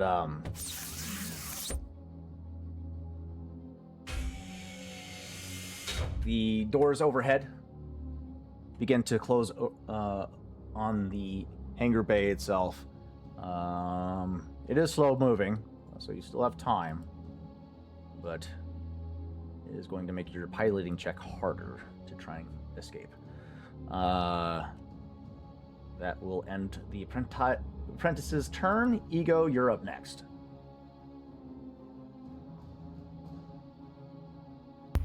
Of course I am. Okay. I am heading towards the, well...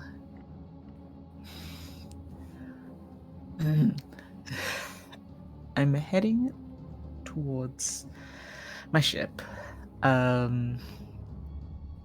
It is a maneuver to get in. Your ship would have been long range from you. Okay. So you got 2 maneuvers to get to your hangar bay. Jesus. Okay.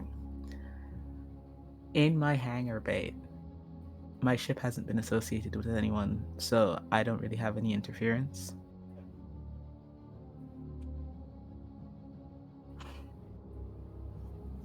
As far as you can tell.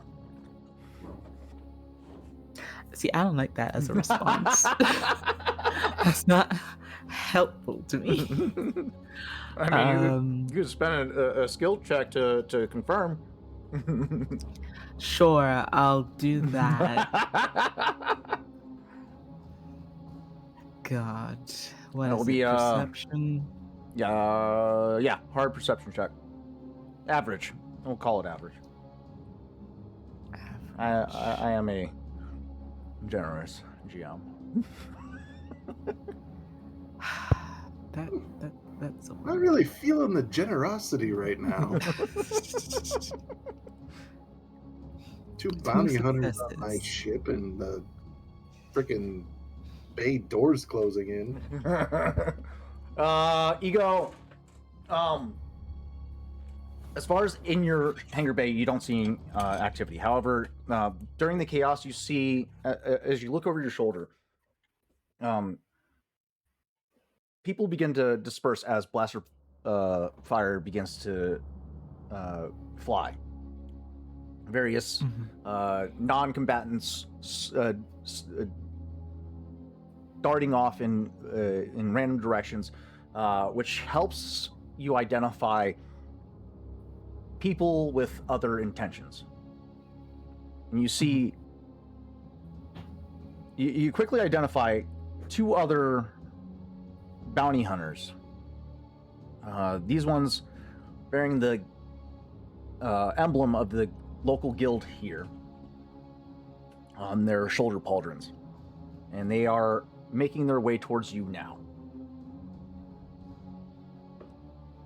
They didn't know your ship was there, but they do see you breaking away from the rest of the group and are moving to intercept.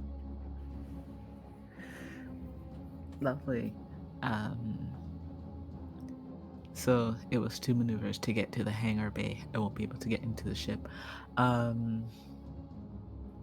I think I don't know if I have it, but last season, Chav, I think, gave all of us remote piloting of our ships. Oh shit. Long range remote activators. Or no, I apologize. They were short range, but that qualifies for being in the same building, basically. So yes, so all of the ships have I'm been gonna- equipped to be able to be remotely started up and flown autopilot to your location. Oh boy. Great. I turned the ship on. All right. Okay. That Anything does else? go for the PCX as well. I think Raw's a little preoccupied with a very, very sturdy Trandoshan at the moment. The only ships that do not have a short-range remote DVI activator, including speeders, by the way, would be the Northwind Chimera, which has a long-range remote DVI activator, and the Echo Selene, which I believe Dove purchased a slave circuit for, which is It's the Echo better than Polaris now. It's a new Uh, ship, actually. Yeah, That's she got correct. I forgot. she got the upgrade. Upgrades. All right. That'll end your turn. You go. Yup. Awesome. Awesome Possum Lemon Blossom. Those two gilded bounty hunters come rushing up. They raise a type of projectile weapon and levy it at you and pull the trigger as they reach short range from you. And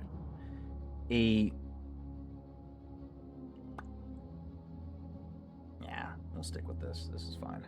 This is Gucci. And a rope with three weights attached to it begin to fly towards you. You go to dive out of the way. However, the rope catches your legs and entangles your legs.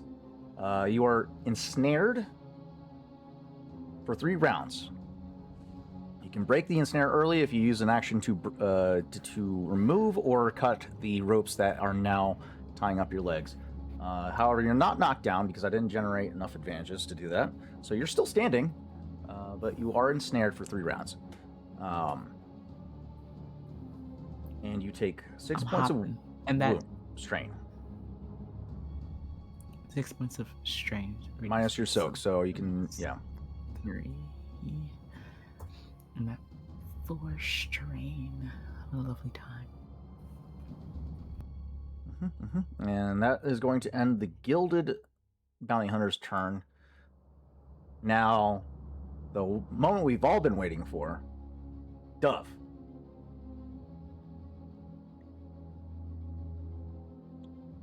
I have 2 questions and I need to think Go about ahead. them very carefully. Let's fire him. This is a hangar bay. Yes. Where do they refuel? So Almost intrigued. there's each hangar bay has its own dedicated fuel supply line. It's an intricate network that runs underground to several central tanks that are refueled at on offset of the spaceport itself. So they don't have to worry about transporting the fuel independently. They have lines that run to the landing pads.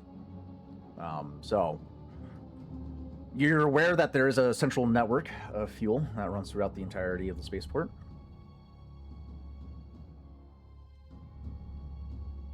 What that line of questioning means 2 more questions. concerns me. I can't pull up a sheet. What weapons does Uno have? Because he would still have everything. Correct, and that is correct. Let me pull up the droids. Thank you. 3rd question. Do I know these bounty hunters? The gilded ones you probably would have met on occasion when here on Nar Shaddaa. Some of the other ones aren't locals. These guys are just in town, as it were, and when they got the bounty posting. For Uno, he has a light repeating blaster, a built-in blaster pistol in his right wrist, and then a built-in missile tube on his left shoulder.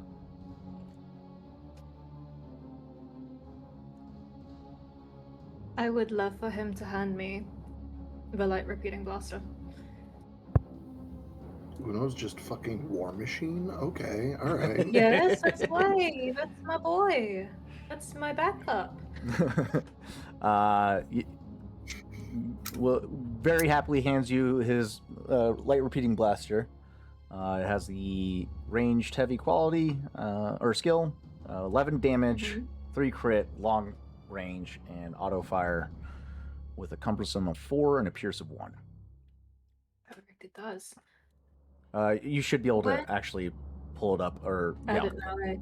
Yeah, it's lovely. I don't have to go around for it. Oh, you know what? I should be able to just drop the weapon for you. Thank you if you could. We love these updates. Thank you. I RPG love sessions. this. Delightful. No, you're serving my will of chaos. I love this. We love you, RPG sessions. You guys do wonderful work. This is really good. Genuinely, I like this. It's Okay. very streamlined. Dropping the weapon now.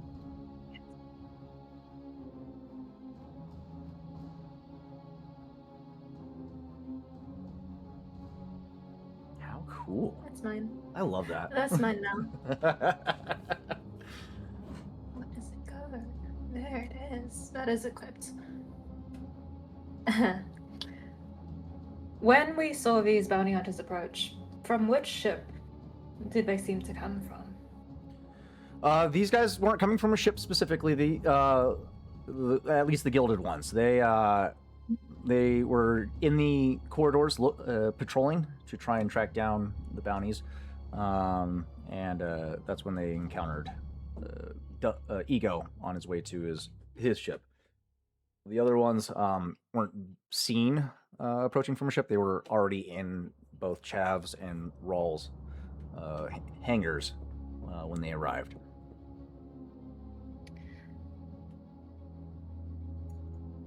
Do you say a rocket? A missile launcher? Did I hear that correctly? For Uno? Uno has a built-in missile tube, yeah. Uno has a built-in missile tube. Is there a fuel line that we can see visible close to where the gilded bounty hunters are? Fuel cells. Fuel cells or a ship that could be targeted. This is a this would be a passenger corridor, so there's not like. I mean, there's cargo, so there's the opportunity for volatile cargo being transported. Volatile, just projections. Just something needs to go. Yeah. But like I said earlier, this is currently widely populated. We're still in the first round. There's a lot of civilians in the area right now, still dispersing. Just for FYI, but there would be some volatile cargo located in the immediate vicinity. I would just call for a perception check to identify which ones to prepare yourself for the next round to affect the most damage. 3 successes, 1 advantage. Let's say this would probably be an average difficulty. Yes. Okay. So yeah. As the crowds are dispersing, you know what to look for when it comes to volatile cargo. They're clearly marked with indicators. Matt knows exactly what these indicators are. I as a person. That is if we are superimposing the United States Department of Transportation laws and regulations onto the Galactic Empire's also rules and things. But it would be something along the lines Which of I sincerely hope not. Probably a diamond that has some kind of numbers written in Orabesh and either a flame icon or something that looked akin to like an explosion.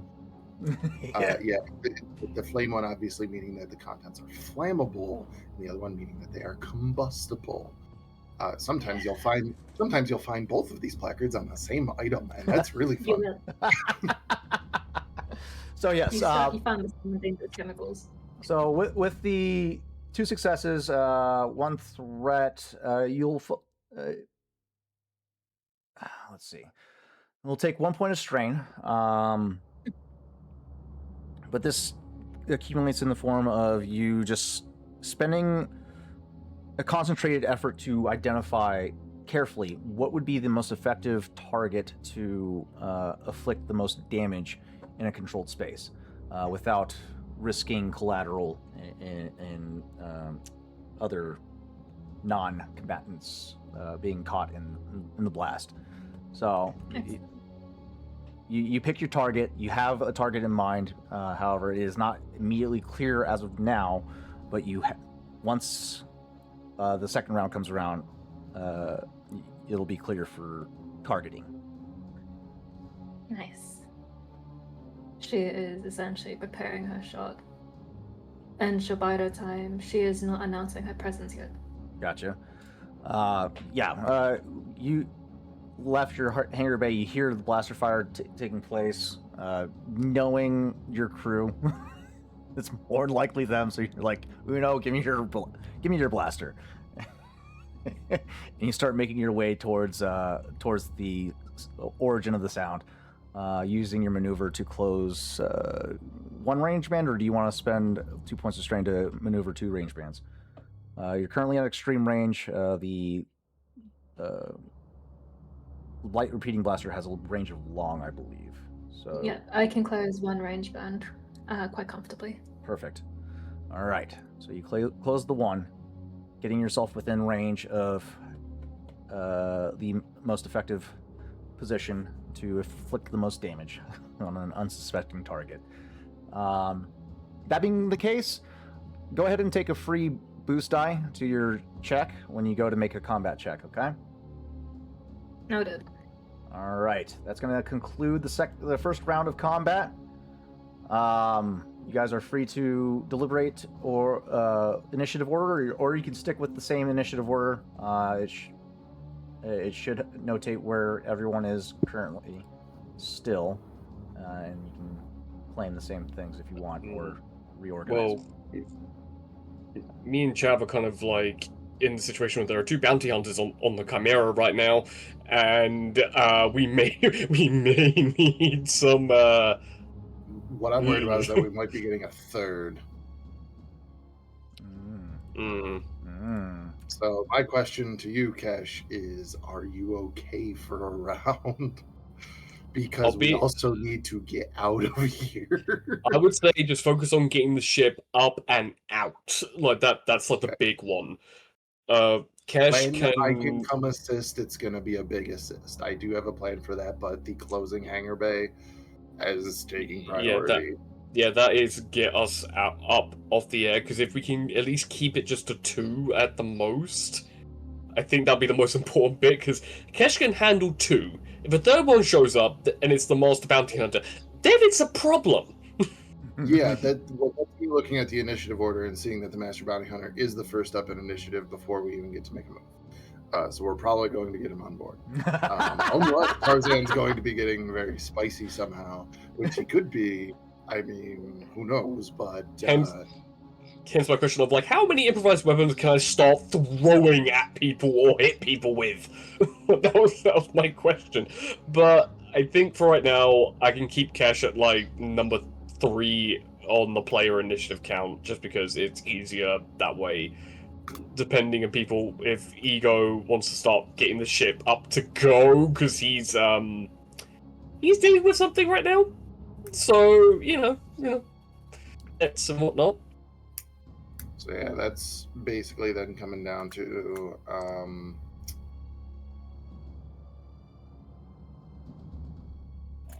Rawl, if you still want to go early, or if you want to let Ego take your spot. There we go. I would like to catch the Master Bounty Hunter before he boards the ship. Just a point of note. Well, he's going next, is the problem.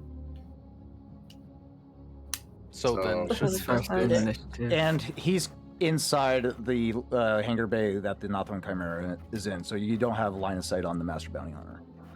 But you do have a line of sight on the Gilded Bounty Hunter, and the you have a faint line of sight on the Trandoshan, but that's your 2 most effective targets. So yeah, whatever the Master Bounty Hunter is going to do is going to happen. Which is unfortunate. So it's very much so, Rawl, do you want to try to deal with your Trandoshan buddy, or do we want to let Ego try and, handle what he's got to do? I would say let Ego go because I kind of want to be closer in initiative with my brother because the plan that I have kind of needs him to be in tandem. So. Sounds good to me. Then I would say we'll swap Rawl and Ego. So Ego, you'll be the first one up. Okay. Do you want me to move the things? 'Cause I can do this. It's Oh, fine. there we go. You're aside. There you are. And then that's a Kesh. That's an Oho. Ego and Raw. There, I did it. All right. Alrighty, boys and girls, let us begin round 2 of combat on Campaign 2. The Master Bounty Hunter, after giving out the commands to his apprentices to shut the hangar down, he then makes his way towards the gangplank.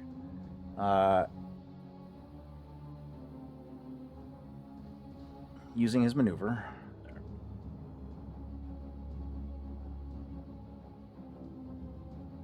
He's going to take 2 points of strain to maneuver a second time to get up behind Kesh on the Nothman Chimera.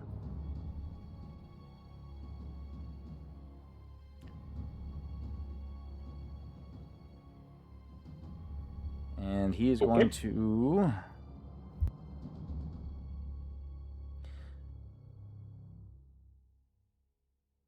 He's gonna, he needs to do the most damage quickly as possible to get control of the situation. He's gonna hit you with an underbarrel flamethrower, Kesh. The what now? He is engaged range, so this is gonna affect his ability, but... It's getting hot in here. I'm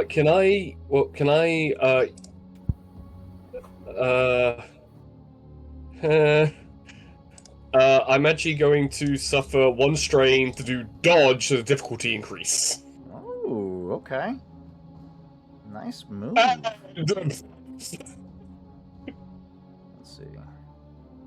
Reroll dice. How do I do this? No, it got upgrade. added. It got added automatically, and just rolled. Oh, it did?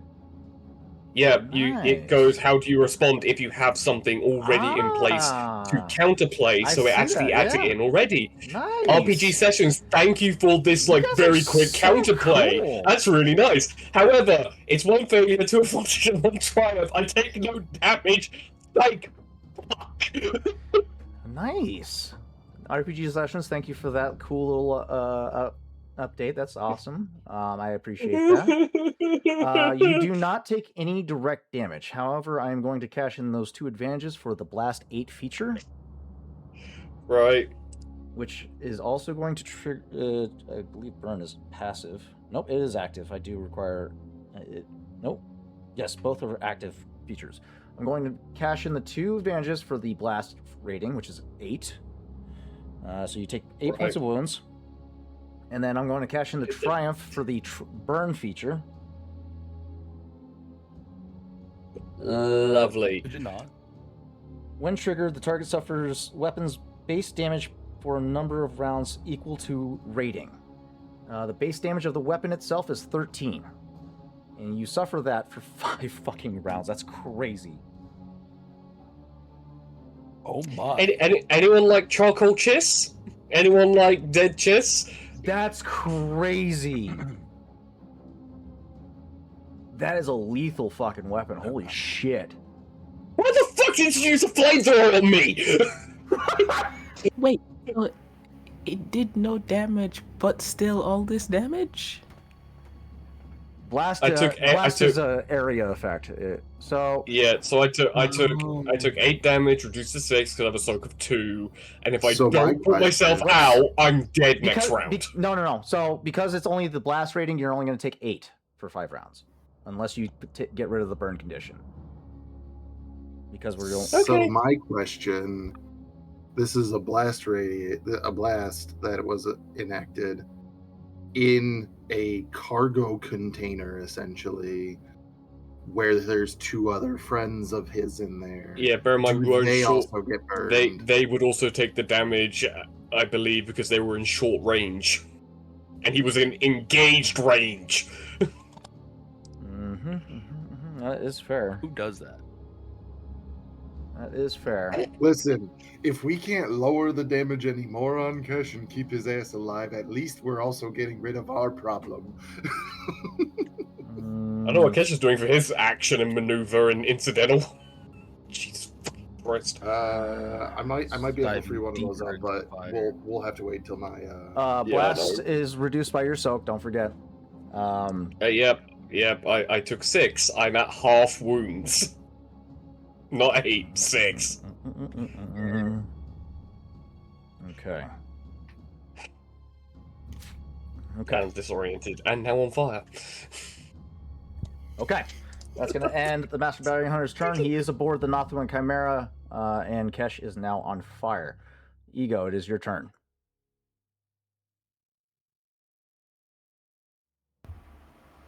Okay. So I'm ensnared, Correct. and it would be my action to try and get out of it, I think he said. Correct. If you want to break free, you can use your action to do so. Okay. The ones that ensnared me, how far away are they from the ship? They are currently short range from you. From the ship, it'll be medium range. Actually, that's a lie. You were medium range from the ship, so that would put them at a long range? Yeah, long range. Or, Cool. yeah, because you didn't burn an extra maneuver to get into engaged range with the ship. It took 2 maneuvers. It took 2 maneuvers to get into the hangar bay, so Correct. So that's fine. Okay. What I'm gonna do is, you didn't knock me down, but I'm gonna knock myself down and shoot them above me. You're gonna shoot the what? I am going to use the You're using the forward-mounted ships. auto blasters Oh god. on the ship. I'm going to lie down to put myself as low to the ground as possible. Okay. And use the forward-mounted auto blasters. Okay. And fire it over my head. Okay. All right. Okay. Again, they are 3 silhouette sizes smaller than you, so this will be a daunting difficulty gunnery check. But it is doable. You're just like, let's have the ship take care of Believe in this. you, Ego. Listen, I don't have any guns. My ship has guns. Same. Okay, so how do I do this with the ship? If you assign So- yourself to the ship and assign yourself to the weapons, it'll populate on your character sheet itself. Here, I got you. Actually, just stay on your character sheet. I got you. I'll assign you. I think I can do it. Thanks. Never mind. I don't have it. control over the. Yeah, I don't. Okay, Have... so I had to put Ren, myself- go to the Vagabond. Go to the I'm sheet in the that says deck plan, Deck plan. and then yes, there's so like how our sheets now have full sheet combat and background. On the Okay. Vagabond 2, you Assign. should be Yeah. Yep. Got Yes. it. Go to I weapons see. and assign yourself there. to weapons. Oh boy. And then you can go back to Ego's character sheet, and you'll be able to pull up your weapons pool Yeah, there'll be a whole new section of ship actions. actions on Ego's sheet. Goodness. Okay. Aboard. I haven't configured the weapons for Yeah, shit. It should be auto-populated, right? Because you populated this one, right? You got no. I used my old one. I think it didn't. It's Okay. fine. You just have to Other? assign it to gunnery. Yeah. Easy enough. We love it, guys. Am I making you guys sweat? I had to turn my fan on, so I'm going to say yes. A wee bit.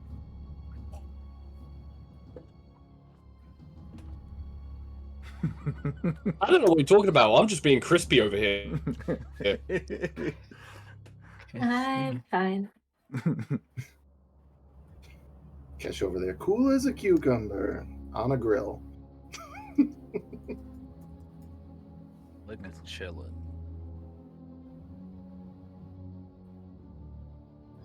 Did you say like a chillin'? What? Not like a villain? Said slick chillin'. There it is, slick chillin'. Okay. Weird. I can't add.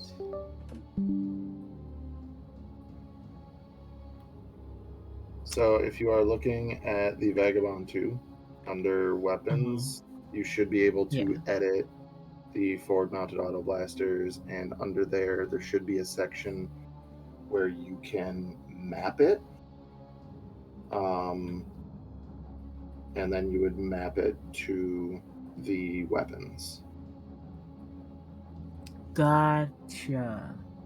Okay. Map to weapons. I understand how this sheet works, I swear. Save. Honestly, like once you kind of like do it the first time, it's like, oh yeah, that makes sense, and then it'll probably make sense moving forward. So yeah, I gotta update all my to vehicle weapons. sheets. Save. Okay, and now I go back to my sheet, go. and then it It'll have will down. a whole new section for you. there. It's there. Okay, great. Then you can pull it up. You can target people. You can adjust the difficulty up to daunting. It was Yes, daunting And, difficulty for silhouette 3 smaller. Yep. Okay, so I'm targeting who? Which one You'd of be these? targeting the Gilded Bounty Hunter. Gilded Bounty Hunter at This would be close range for the ship. close range. Character stand in silhouette modifier skipped. Difficulty 1D at close range. Target range defense. Feet setback. Okay. Whatever that means. Build pool. Gunnery. Format auto access rate close. Target Gilded Bounty Hunter. And then daunting? Daunting difficulty, so that's going to be 4 purple dice. This And is there's- unlikely. And then they have a range defense of 1, so make sure there is at least 1 setback die. Yeah, there's one setback die. Okay.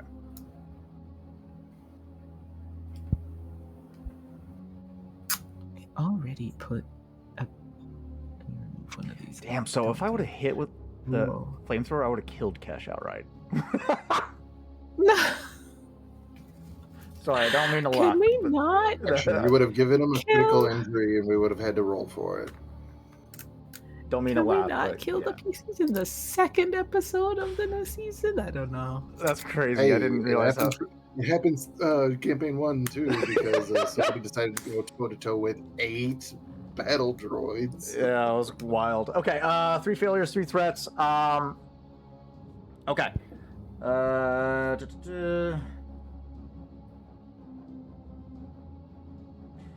In my defense, they weren't supposed to be there. I mean, you're already Your at defense, you prone. didn't have any. You willingly went prone, so the active character grants the enemy a significant advantage in the ongoing encounter, such as accidentally blasting the controls to a bridge he was planning to cross. Oh, shit. Okay. Oh, shit. You, Oh boy. So So Ego accidentally stops the hangar bay from closing, is what I'm hearing. The vagabond is in its own hangar bay. However, you know what? There's some overhead cargo being transported via cable, via crane, and in your desperate attempt to deviate these pursuers, you remote control the guns to the vagabond and fire indiscriminately. Several blaster volleys impact into the opposing wall. However, a stray round ends up flying past and severing the cables carrying the cargo containers overhead and drops them over top of yourself. Nothing not massive cargo containers by any means, but significant in weight enough to pin you in place. So you'll take 3 points of strain. Never mind. You don't take the strain because that's what the 3 threats were used for the environment, pinning you in place. So instead of the 3, you would have been at 2. You're still at 3 ensnared going forward. That was your action. You used your maneuver to go prone. You can take an additional maneuver for 2 points of strain if you so choose.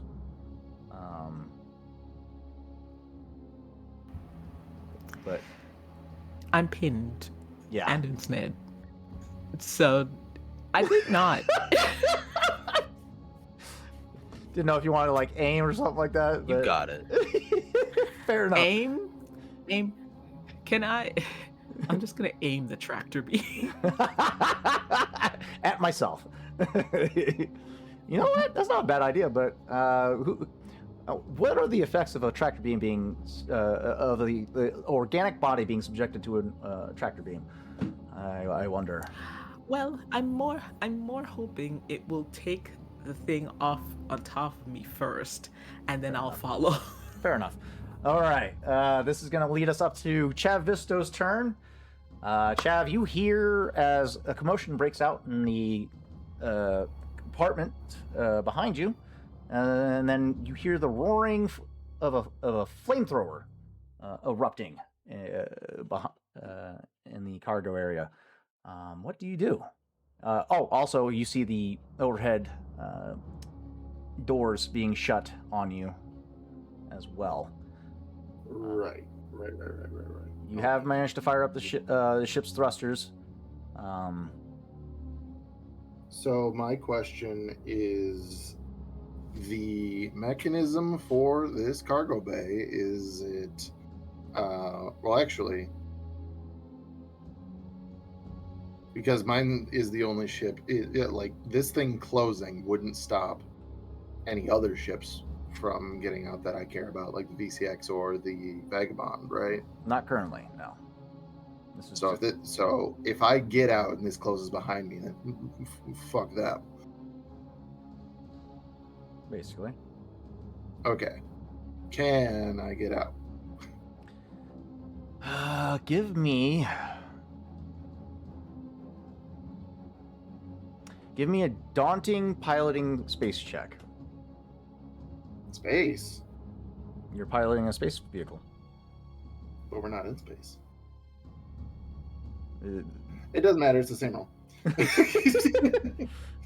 is a space vehicle. It is the space check. Sure. Okay. Planetary is for land-based daunting. vehicles. Daunting, you say, right? Correct. I'm going to And cash is it in a gonna count dark side as token a- to upgrade by 1. Fine. Sleepy, a little spicy.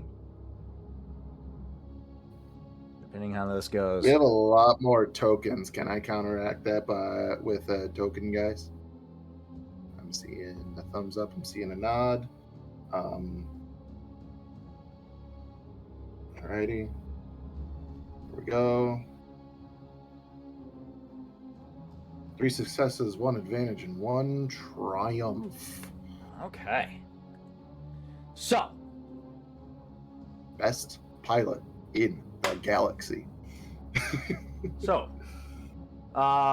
you go to take off. You immediately take notice that there are additional security measures that were put in place. You go to take off and are immediately stopped by the grav boots that are locked onto the Nothwan Chimera. However, you are fairly confident that most spaceports don't accommodate for a ship with a 0.5 hyperdrive engine. So you're like, I should be able to generate enough thrust to break the lock of these grav boots. And you do this so. is me saying I'm confident enough that the boot is gonna fail before my landing gear does. And with that triumph, you don't lose, you don't take any damage to the ship. The grav boots fail before your ship takes any damage. But yeah, you yank, not yank back, but you gradually pull back on the yoke to ascend the Nothwan Chimera. You hear as the hull begins to whine under the strain, but you can hear the mechanical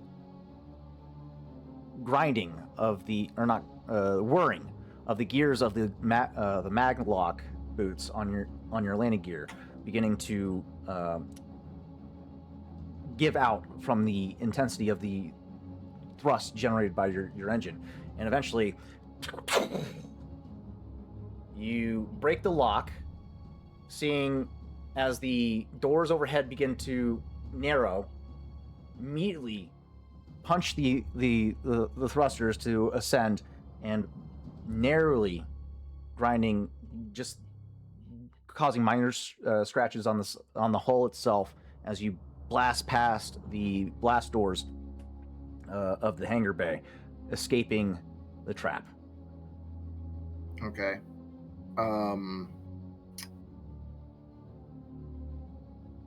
Next thing, I kind of want to make sure that Kesh doesn't die. That's another good point. I need coordination checks from Kesh, Master Bounty Hunter, and Bounty Hunter. Let's call this a hard difficulty.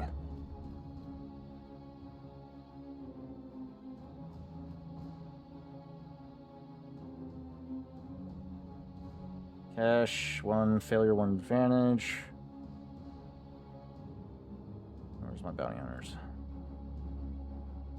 Coordination. Hard. Okay. Kesh, you go prone. And the bounty hunters as well go prone. The master bounty hunter remains standing. Anything else, Jeff? Looking at the deck plan of the Nothwan Chimera via the container that has the retrofit hangar bay, am I to assume that pretty much this altercation is happening in the forward cargo hold area? That's the way to get in. Well, there is also a airlock on the starboard side, but that's more towards the aft. So I'm going to be guessing that that's where that is, and if I could, knowing that, well, Kesh is prone, these other two guys are not. The other bounty hunter is prone as well. The only one who the is master, not is the master. Yeah, the master bounty hunter is standing, while me and the two other guys are prone on the ground. The initiative isn't going to help us there because the other bounty hunters go before Kesh. Shit. So, for context, for the coordination, the sudden lurch from the break of the grav locks causes both Kesh and the bounty hunters to lose their footing and fall prone from the sudden jolt upwards, and yeah, that's where that came from.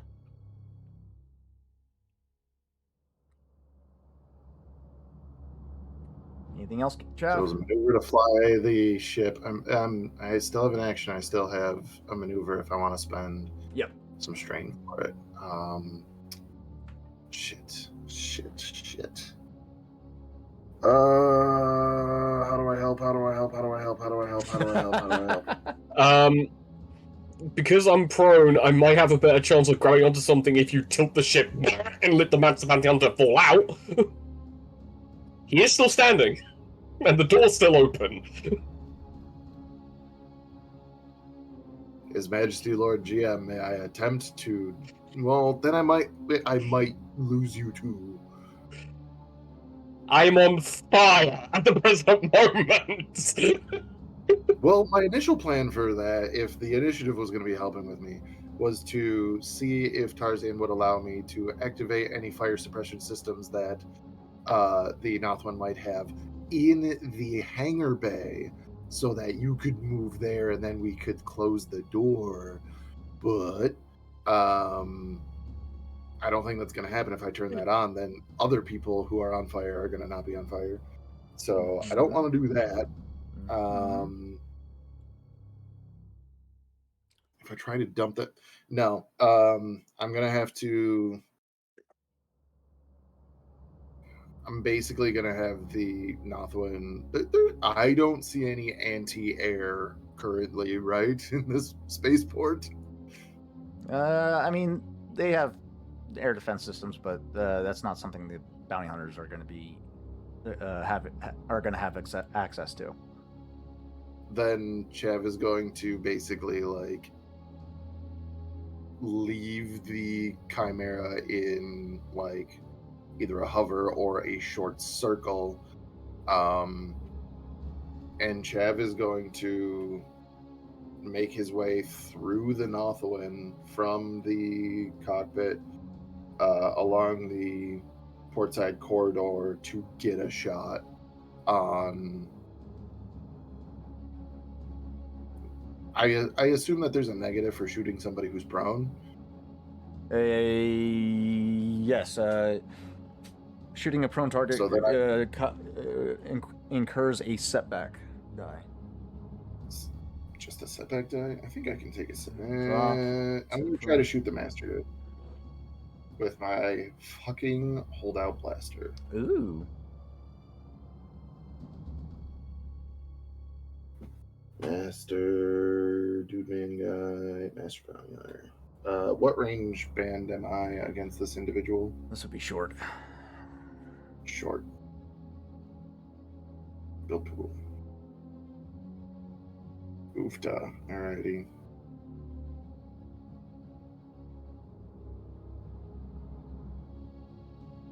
Alright. Let's see how we do. Oh shit! Well, I hit him.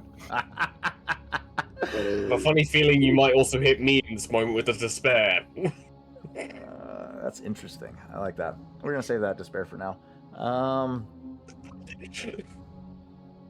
Okay, he takes 8 points of wounds minus a soak.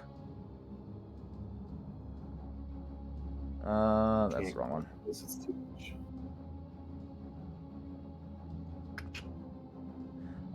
The blaster bolt impacts into his chest armor. You watch as a massive gout of sparks erupts from the impact point. He reels back from the impact, but largely seems unaffected.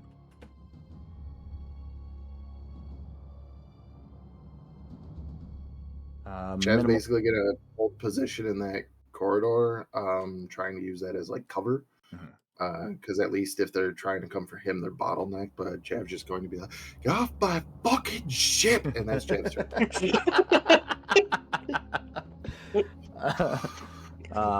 Largely unaffected by the blaster shot, minimal damage. Next is the bounty hunters, who are currently on fire. They are going to take 8 points of wounds at the start of their turn. And they're dead, right? 8 minus their soak. That's are they? They're looking rough. However,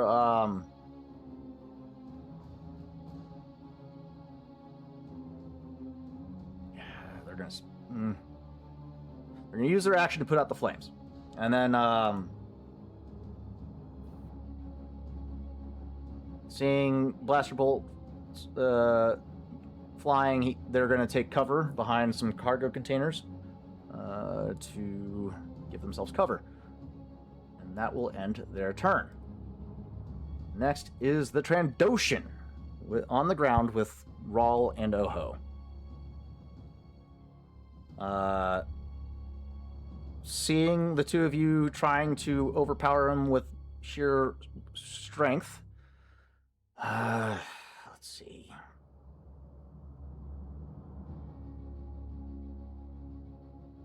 Is he smart enough?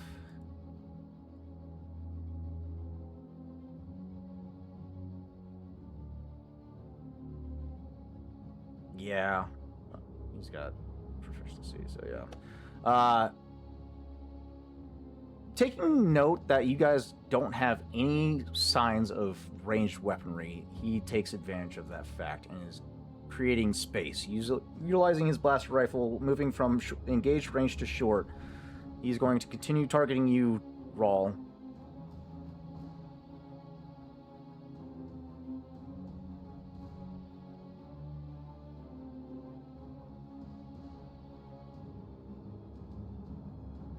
What do you have a setback die for? You have defenses?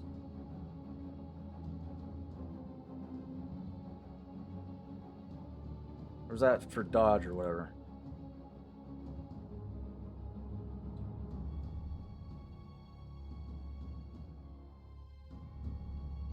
You have armor?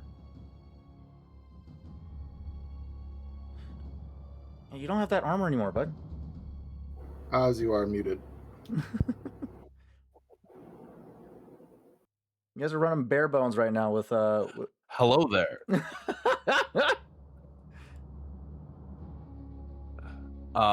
Yes, I do realize this. That's because I copy pasted, didn't do anything about the things Fair enough.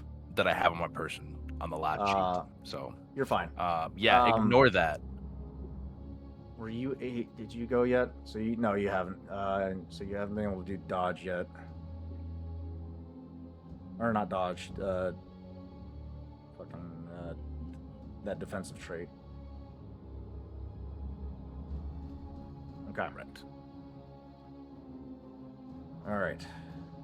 Let's see if he does anything. Skip defense. Oh. Thank you for the follow. Okay. He lands a shot with his blast rifle on you, Rawl. This is the stun setting, so you take 10 points of strain, minus your soak.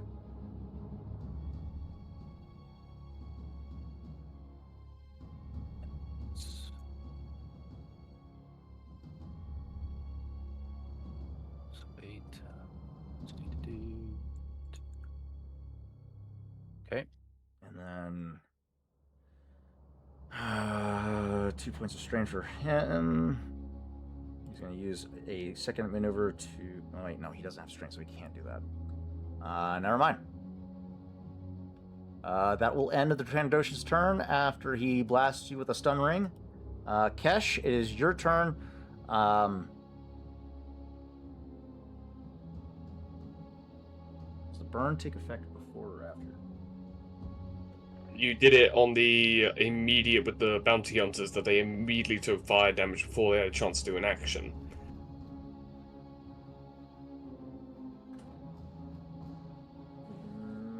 Yeah, but they're background characters, so we don't care about those. I want to be fair. I don't want to potentially kill Yeah. you with right out the gate if you have a chance to be able to put it out beforehand. Combat. Where's my combat? Not the galaxy. Guys, fire is hot. Yeah, and it let's hurts. Yeah, you Pretty know, it's gnarly. great. It's great that Kesh is literally melting alive. let's go ahead and go with the literally with naked. the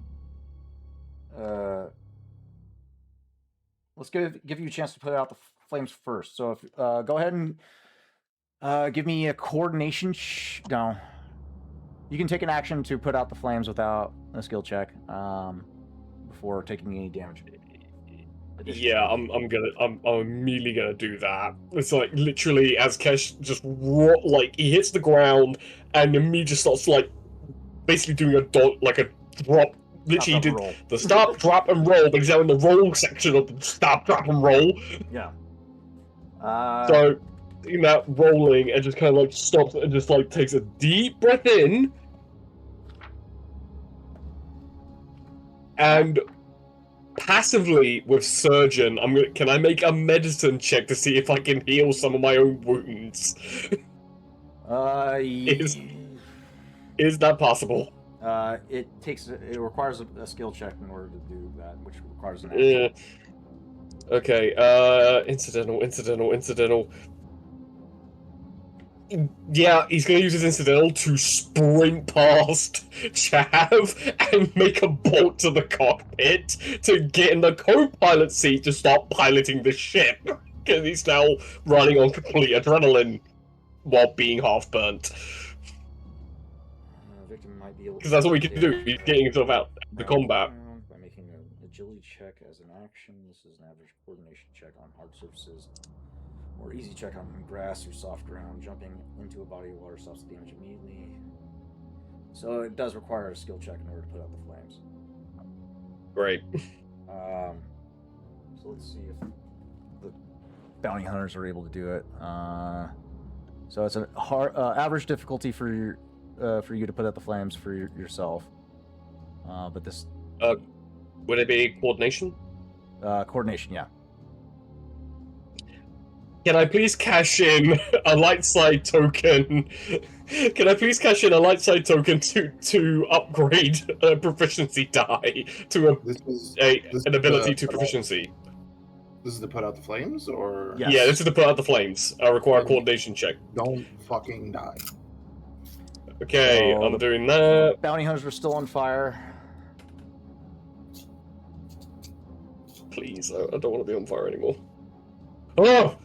Oh, but average. I'll re-roll that. I need to Just add. re-roll all dice.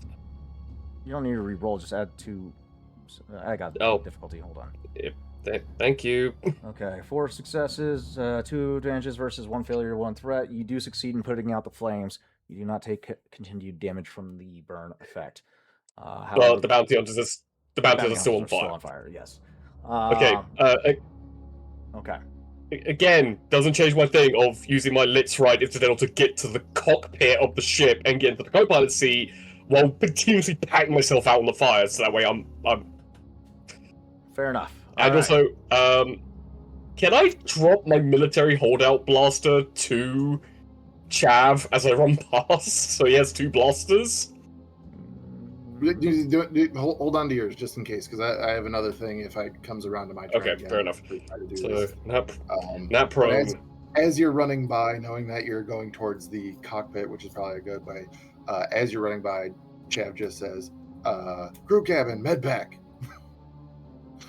in the cargo hold of the like on the sheet is an emergency med pack, so that you can try to heal yourself, quote, without penalty. By the way, thank you, Raiders. Appreciate it. I'm done.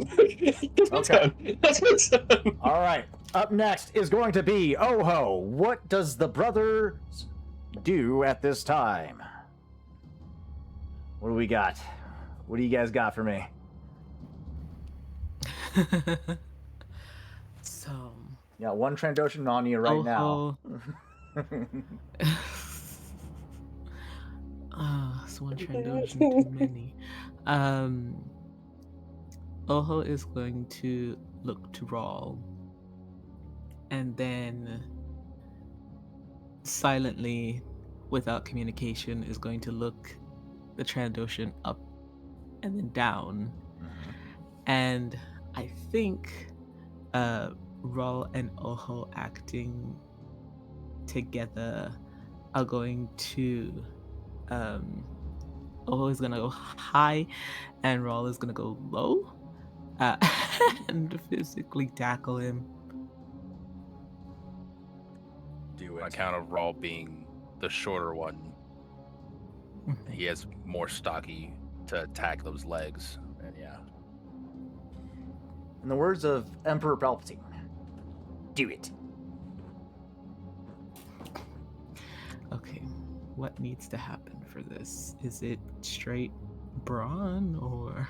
So you're just trying to take the Trandoshan to the ground? Yeah. Okay. This is going to be a contested brawl check. So go ahead and target or select the brawl dice pool. You're going to target You the gotta give me. Trandoshan. Oh yeah, sorry, I got you. I'll set it up. It's okay. My bad. Raw Oho, here you are. Gotcha. Okay, you're gonna target the Trandoshan. It's an opposed check. You're doing it with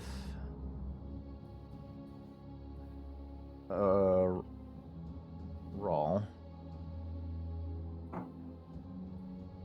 However, there is an apprentice in between you guys. Rule of cool. We're gonna give you guys a boost die for that. A little coordination strike. I do like that. Add pool.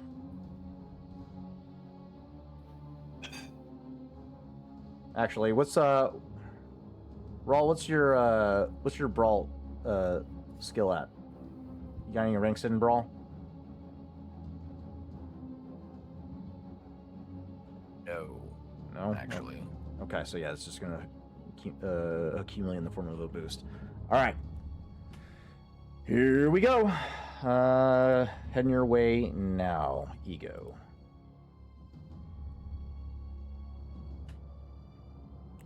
Do it.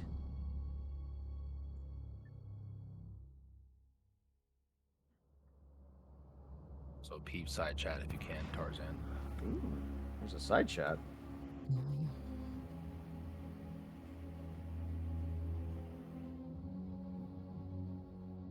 A success. Thank you for those. Follow. What side chat? I'm confused. Oh, the Discord. In Discord. Okay. Yeah, that's fine. Yeah, you're fine. We'll go have to get some placeholders for you guys. Okay, one success, one threat. Okay. Your brawn is 5. You get a +1. So that's 6. Alright. Is that enough to do damage to the Trandoshan? Let's find out. Hey! Alright! You get 1 point of wounds on the Trandoshan. As you guys do this coordinated strike, you guys describe to me how does this takedown look? You're coordinating a strike against a powerful foe who has this incredible strength in comparison to the two of you. What does this takedown look like?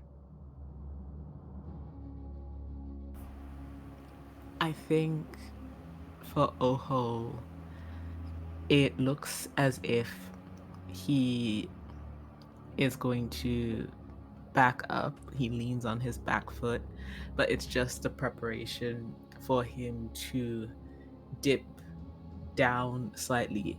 It's almost like they seesaw for a moment, Rawl coming up and Oho dipping down before they switch positions, and then Oho takes the high ground, distracting the Trandoshan to wrap around his neck and the back of his head. Oh, you're going for a rear naked choke. Okay, all right. Yeah. Okay. And then Rawl is gonna take him out, I think, at the knees. Okay. So yeah, Oho wraps around, getting his arm around the throat of this Trandoshan, applying a rear naked choke. Rawl, you see as the Trandoshan begins to react, going for Oho. His center of gravity now off balance as he leans back to try and grab at Oho. You take this opportunity to take him down at the legs. What do you do to take him down? Very much like a, I don't know how to pronounce this word, capoeira fighter, Brazilian Jiu-Jitsu. Capoeira fighter? Mhm. Yeah. He's going to kind of roll in with his shoulder, and from shoulder, it's going to look like he's reversing his body so that his shoulder and head is resting on the ground, and his lower body is Doing a grappling yes, kind of like a leg sweep or cobra the whole.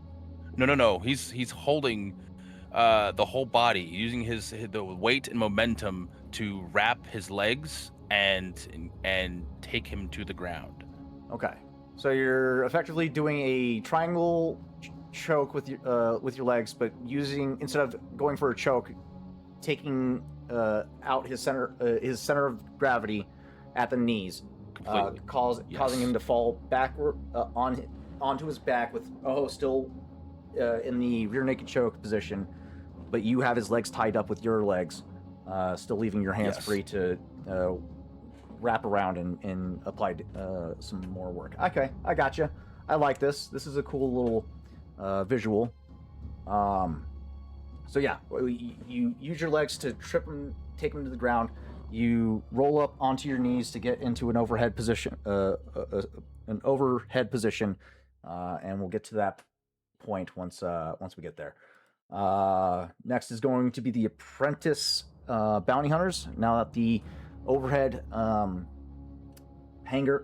overhead doors for the hangar have closed, but the Nothwan Chimera has managed to escape, the apprentice no longer have any direct instructions from the master bounty hunter, so they're going to go to their secondary targets, which will be the brothers, but it is going to cost them their maneuver and their action to maneuver again to get into position. These three apprentice bounty hunters can be seen closing the distance as they cross the threshold, effectively putting them side by almost within arm's reach of the gilded bounty hunters that just downed Ego with the bola gun, which lines them up perfectly for you there, Dove, just FYI. And that will end their turn, and this is going to bring us to you, Rawl. You now in a mounted position over top of this Trandoshan with your brother on his back. We're choking him out. What do you do?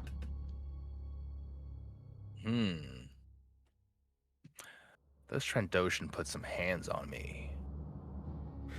I'm gonna get some revenge by taking out a kneecap so that he can't walk. Okay. So I'm gonna focus a focused punch with my shock gloves at his knee. Okay. Let it rip. I'll give you a boost die for another boost die for the ground position that you the dominant ground position that you have. You also have a boost die from the last check that I failed. So you have 2 boost die in that form. Okay. That'll do it.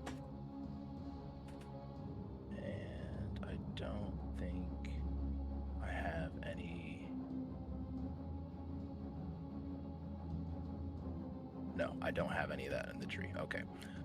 Flat roll. Here we go. 6 successes, 1 threat. Shot glove. That's a +0, so it's straight brawn. That does damage. Okay. Yep. Okay. If you re-add the shot glove to your inventory, it'll calculate your brawn into it next time, but that's 6 plus your brawn of 3, I believe. 4. So 10 damage. Damn. Okay. Okay. All right. All right. Straight to the knee. All said talk shit about me. So 10 damage, 10 wounds to this Trandoshan. As you go for a targeted strike against his knee, you got 1 threat generated. Let's Actually, I think while Raw's punching him, he's gonna say, "Why don't we get you some new dancing shoes?" And lets it rip right into the knee. Okay. Okay. So yeah, you managed to get the shot in. That does 5 points of wounds against his soak of 5.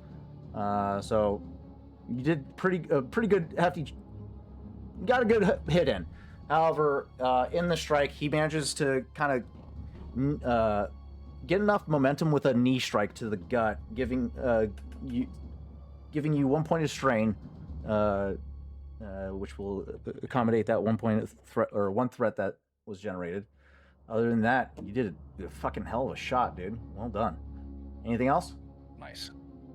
I still have my maneuver, don't I? You do, yes. Defensive stance. All right. I don't know how that would look while grappled on the ground, but yeah. I'm just kind of prepared for any incoming blows. But good to know. All right, cool. We'll factor that in if you're targeted with another attack. Next is the Gilded Bounty Hunters. Okay. Seeing that you have been effectively pinned by your attempt to assault them with a shipped weapon.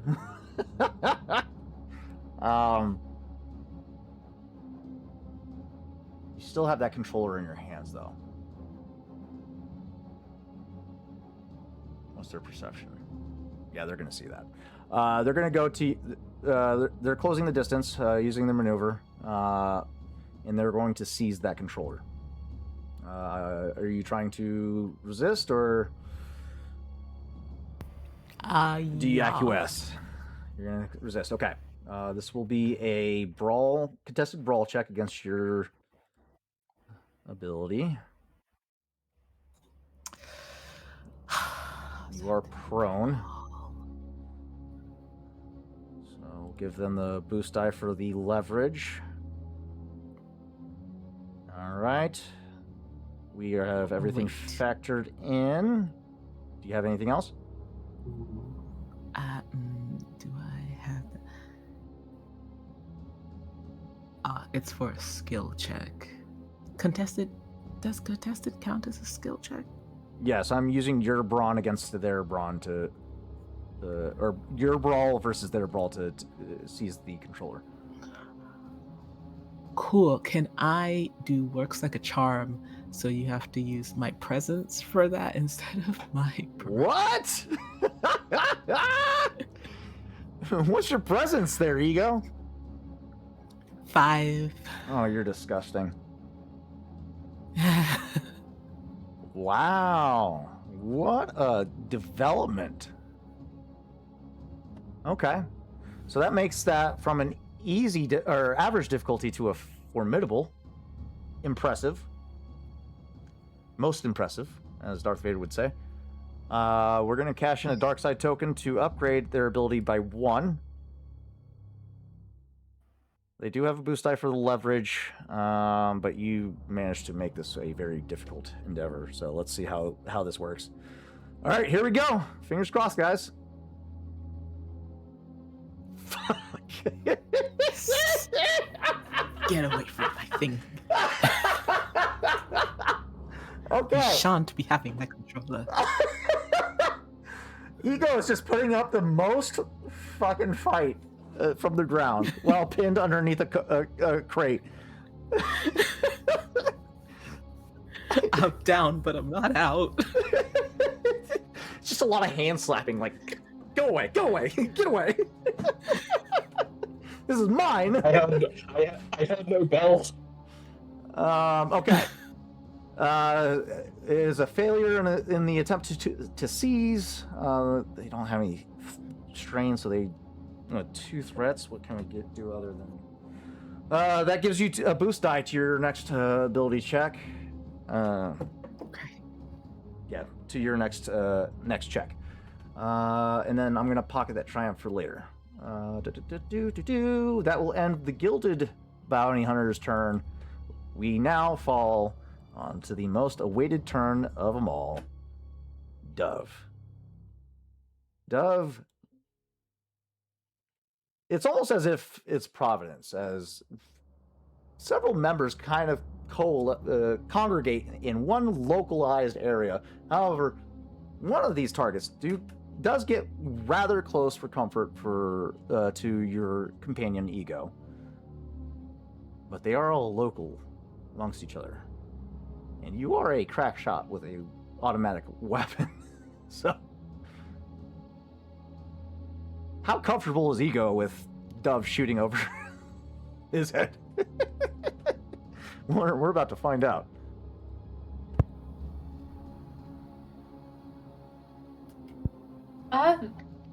The Gilded Bounty Hunters, would they be familiar enough for Dove to know their names or a name of one of them? Give me. This isn't going to count against your action economy. This is just to figure out if you've met these guys before. This will be an underworld. We'll call it a hard check. Because there's a lot of bounty hunters on Nar Shaddaa, so yeah. Just one advantage. I will give you. You don't know their name, but you do recognize one of their faces. They are familiar. You've encountered them maybe once or twice in a local cantina or casino.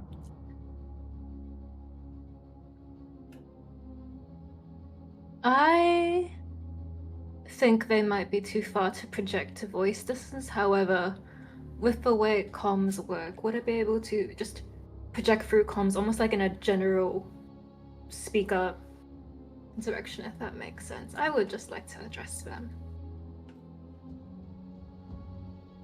You're at long range currently? Yeah, that's why I'm asking, like, through comms. I mean, you know Ego's right there. And getting into Ego's communicator is not too hard. I mean, you already have... Ego has his data pad in his hand, which can transmit communications. So, yeah. In that case, this is more a flavor thing, but they're just gonna hear Dove's voice saying, you know, if a group has a 2.5 million bounty, the smart person would ask why. And she's going to fire everyone she recognizes. Oh, that's good. All right, go ahead, give me that combat check.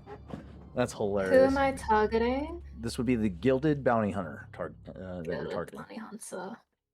Gilded Bounty Hunter, long range. Are you using the auto fire feature?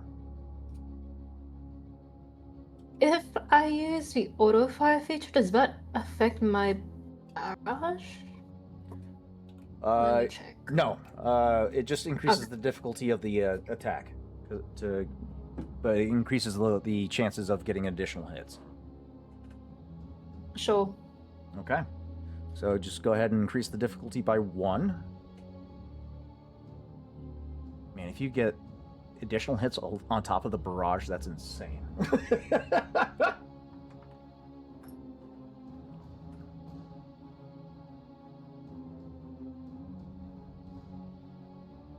Can I use a light side token for that? That's up to the group.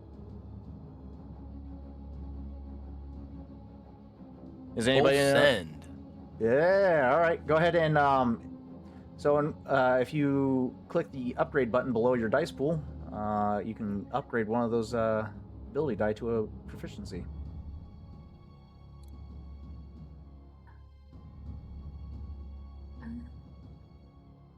Okay, let's upgrade. Was it 2? There's a triumph in there. Interesting. We'll take it. Okay. There's no hits. Wait, why do you have so many dice?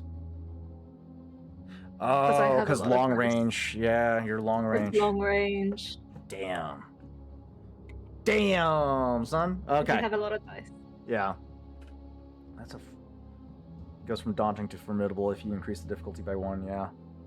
And they had a range defense. Okay. So you open fire with a barrage of blaster bolts, basically funneling herding the bounty hunters away from Ego, creating some space, giving him some cushion to either get himself out of the situation that he's currently in, or just localize them near that crate of volatile equipment or minerals. One advantage. I will say, if you cash in that triumph now, you can utilize this barrage to go ahead and detonate that crate of volatiles. And Yes. okay. easy enough barter. That will be a environmental damage.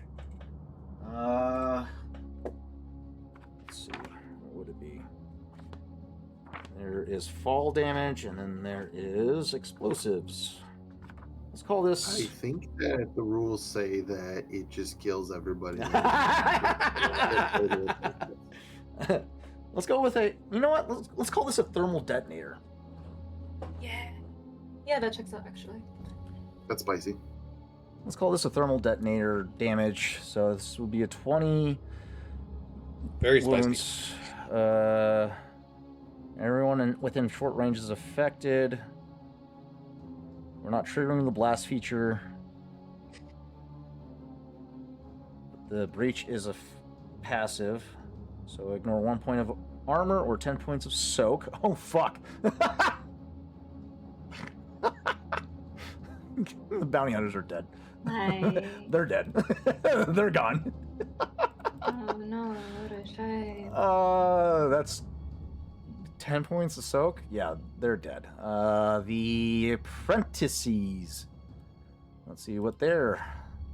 Oh yeah, they're done.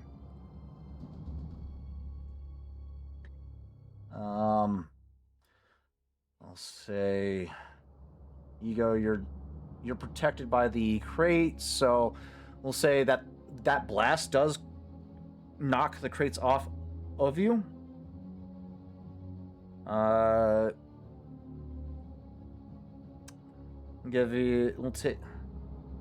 We'll give and take here. You'll take.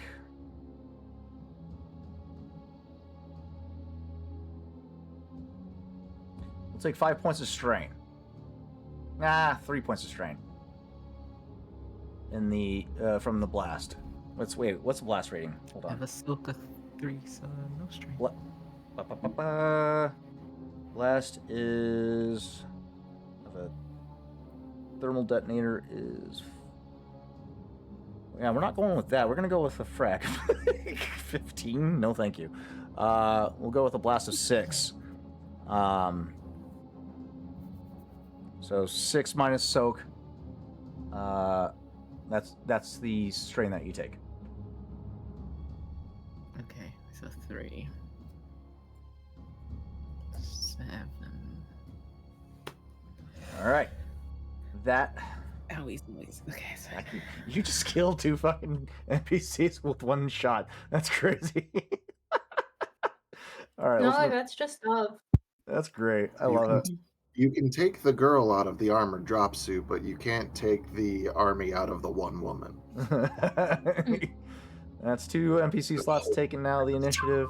Well done, Dove. Would love to see the carnage that this woman can inflict. That's insane. That will end round 2. We're back at the top of the initiative. Let's see. We're at 3.5. We good to finish out this combat? I don't think we're going to go much longer after this. I am. Everybody's good to keep going? Okay. Then Let's do this. Okay. Starting at the top of the initiative, go ahead and place yourselves as you would like to be. And then we're going to go ahead and get moving. The Trandoshan. I'll fill. The Gilded and the Apprentice is dead. Oh, the Bounty Hunter is still standing. However, he is currently on fire. May I still take one of those two first PC slots? If that's all right with everybody. Okay. Yep, send it. Oh boy. I am unsure. I might keep with the third slot still. This guy is the biggest fucking threat on the board. Not for long. I love it. Okay. Once you guys get yourselves locked in, let's go ahead and move through round 3. Also, Chav, don't forget, it's round 3. We are no longer affected by disoriented. Ooh, very good, very good, very good. Thank you. It lasts for 3 rounds. I think I'll lock in the same spot. So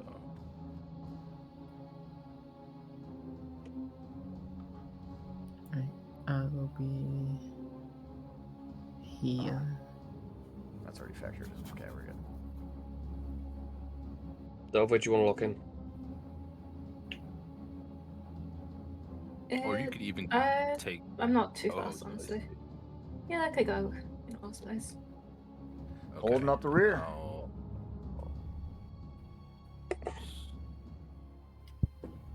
Okay. Swap with. Oh, nice. Alrighty, guys. I got 3 NPCs on the board left.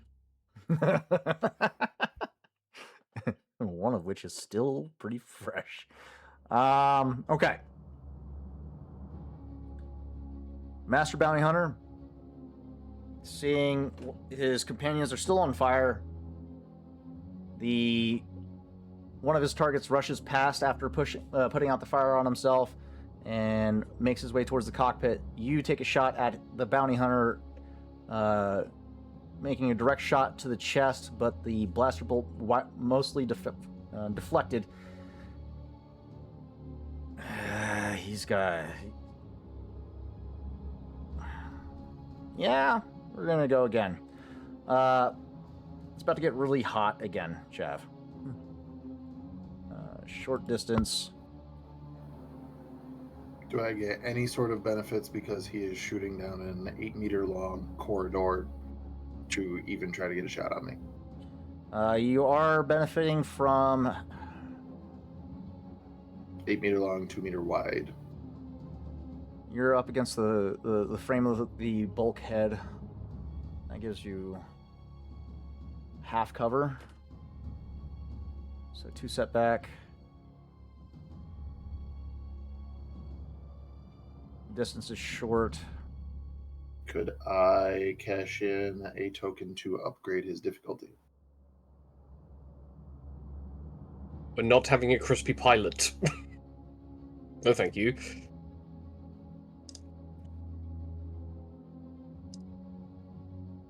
I think this is the most we've ever used those force die to cash in. Like they are jumping back and forth all the time now. I'm making you guys sweat today. Here we go. All right, literally and figuratively.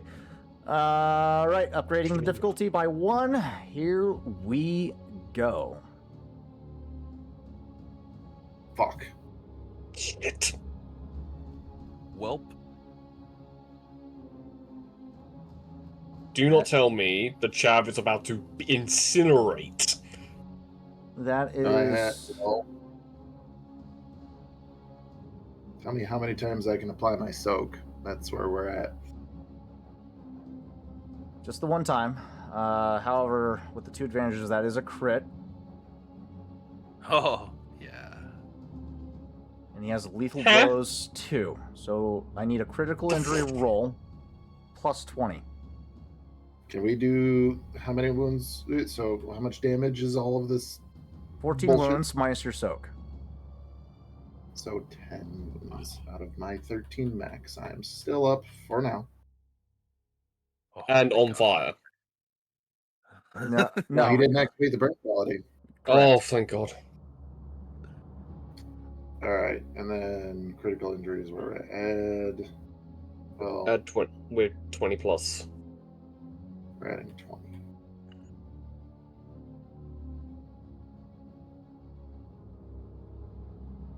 Discouraging wound. We lose one light side point. And one immediately flips the dark side.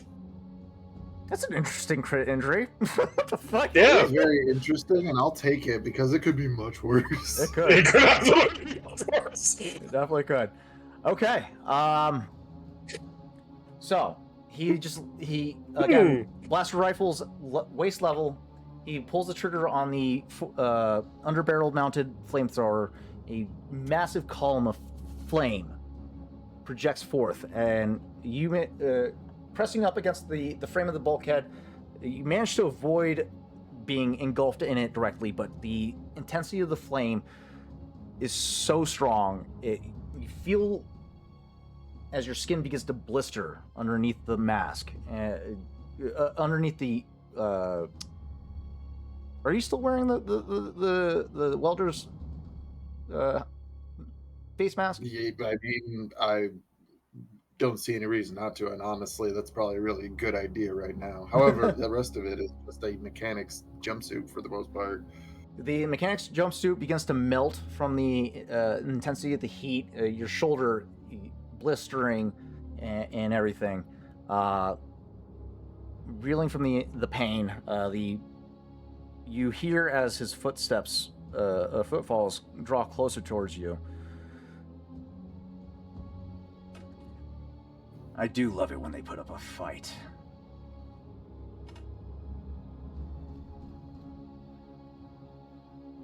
I'm gonna turn your insides out. According to the deck plan, whereabouts would you say that he is then, if he's approaching? Just let me take a look at your deck plan, because it's a lot different than the one on the standard Wayfarer. There we go. Okay, so you said you have a entry point at the forward cargo hold? Yeah, at the top, the sections labeled as ones, those would be the forward cargo hold, which is probably where the whole interaction with Kesh happened. Kesh then sprinting past the hangar bay labeled 2, down the port side corridor labeled 5. He then would have had to go through the aft cargo hold and then through engineering, crew lounge into the cockpit.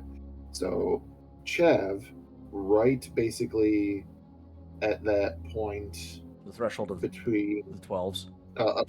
Well, actually, Chav would have been at the threshold between 4 and 5, literally locking down the portside corridor, trying to bottleneck anybody who did try to come this way there, along the basically what would be the hull of the ship on the left side, and then the vehicle garage on the right side that you have to walk by. Okay.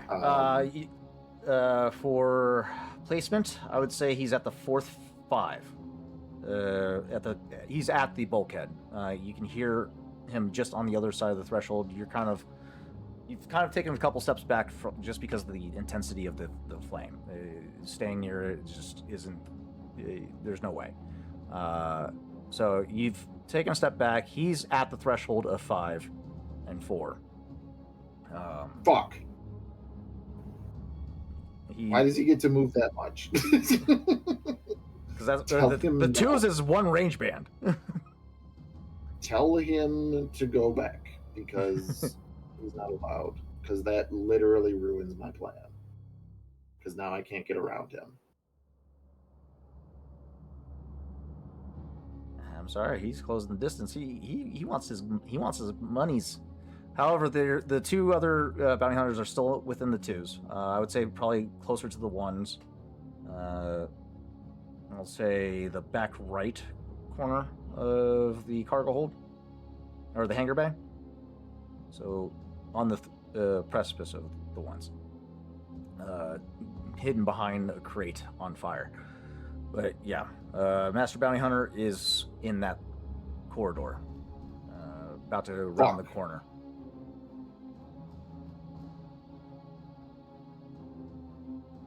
I mean, you still have 6. Wait, that's a gunnery station. Shit. I thought that was Nowhere to go. another fucking, what's it called? Airlock. Nope. Airlock is the other way.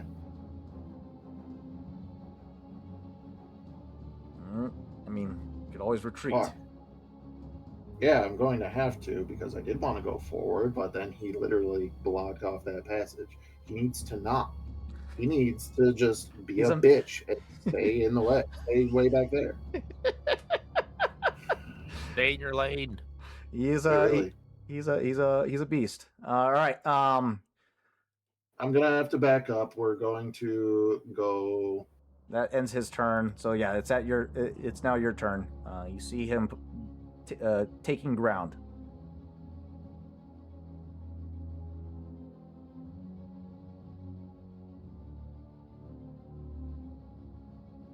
What can I improvise here? What can I improvise here? What can I improvise here?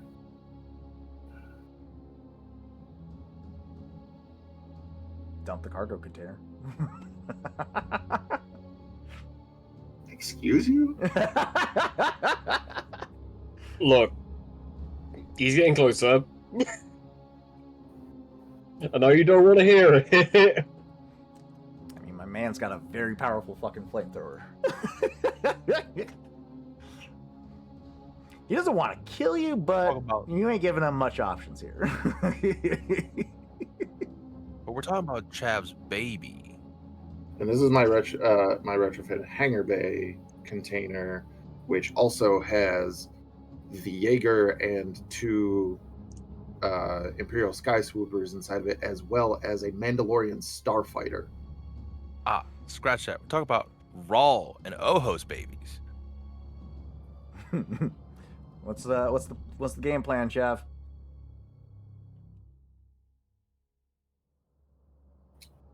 I'm backing up enough so that I'm not in engaged range with him, taking a shot at him. Okay. So that's the best that I have at the moment for that.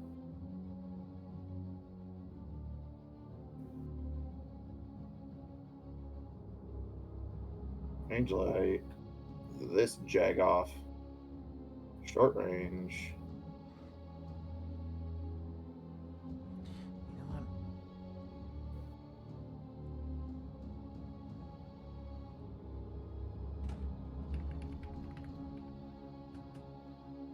Well, it's a success. Another 6 points of wounds against his soak of... The blaster bolt deflects completely off the shoulder pauldron of his armor.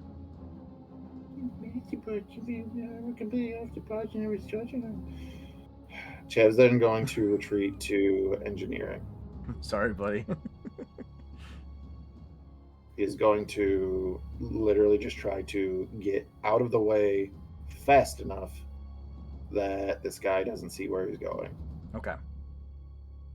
And we're literally going to hide in labeled as section 15, which is the drive chamber. All right. Okay. That'll end your turn. Up next is going to be Ego. No longer being assailed by the gilded bounty hunters, you hear a torrent of blaster fire followed by a explosion, which dislodges the crates that were pinning you to the ground, freeing you. The heat of the blast causing you minor injury, but overall quickly able to recover from it. You are now free from the pin. However, you got 1 round of ensnare left, unless you take your action to remove the snare. I will do that. I'll take my action to remove the snare. as I open the comms to Dove, like cutting it a little close there, Dovely. Can't complain, but also complaining. No, I hit precisely where I meant to. You're so mean to me. I fucking love this dynamic. But yes, I'm getting out of my snare. All right. They're taking however many maneuvers it need to get to my ship. I almost said boat. I wonder if it's qualities. There we go. Ensnare. It is a hard athletics check to break the ensnared feature. Athletics. However, just you're at reach ensnare well one. to my ship. We're talking semantics at this point. You're getting out of it regardless. So, Okay. just your action to do so, and then your maneuver to get to your ship. Mhm. No problem. I got you. Thanks. No worries. All right, you're on your ship. We are now at the Trandoshan's turn. Rawl, you managed to land a significant blow to the knee of this Trandoshan while Oho is actively trying to choke this son bitch out.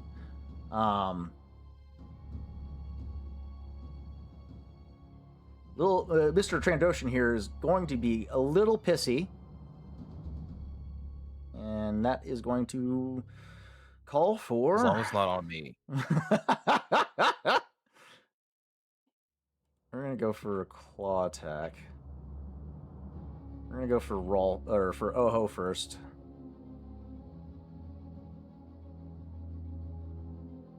My claw.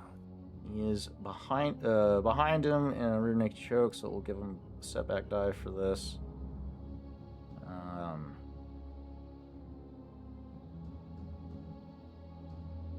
However, he is on top of he behind him, so yeah, no, he doesn't get a boost die. All right, we're gonna cash in a dark side token to upgrade his ability pool by 1, and here we go. All right. The Trandoshan goes for a wide three-digit claw attack to the face of Oho, just clawing him across the face, over the shoulder. What do you go for the face? That's the most distracting target to try and break a choke. So yeah, he's gonna go for the face. Gets 3 successes, 1 threat. We'll take that threat as 1 point of strain for the target, but he doesn't have strain, so he takes a point of wound instead. Oho takes 7 points of wounds from the strike. He has a soak of 6, so he takes 1. Nice. How's he so soaky? You're asking me. I think because Ego has that effect on people. How the fuck does he get such a high soak? Is soak His brawn is 5? Holy shit, when did he get so strong? Yeah. A reset. And Victor now knows how to play the game. After playing for like 3 years. Fucking upped his brawn like a motherfucker. Holy shit. Okay. Yeah, all right, he said Oho. he wanted to lean more into the lightsaber, so Fair enough. All right. Can you increase his wound? I cannot, unfortunately. You guys, a lot of you guys didn't give me GM access to your character sheet, so I can't do anything. But we'll notate in the notes. Here we go. 1 point to wounds to Oho. Perfect. All right.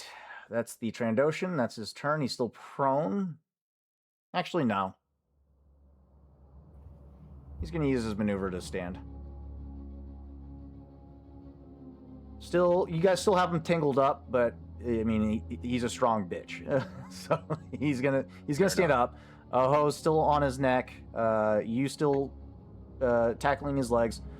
You can still get him down to the ground. It's just gonna cost you your action economy to get him back to the ground, obviously. But yeah, he's burning his maneuver to stand back up.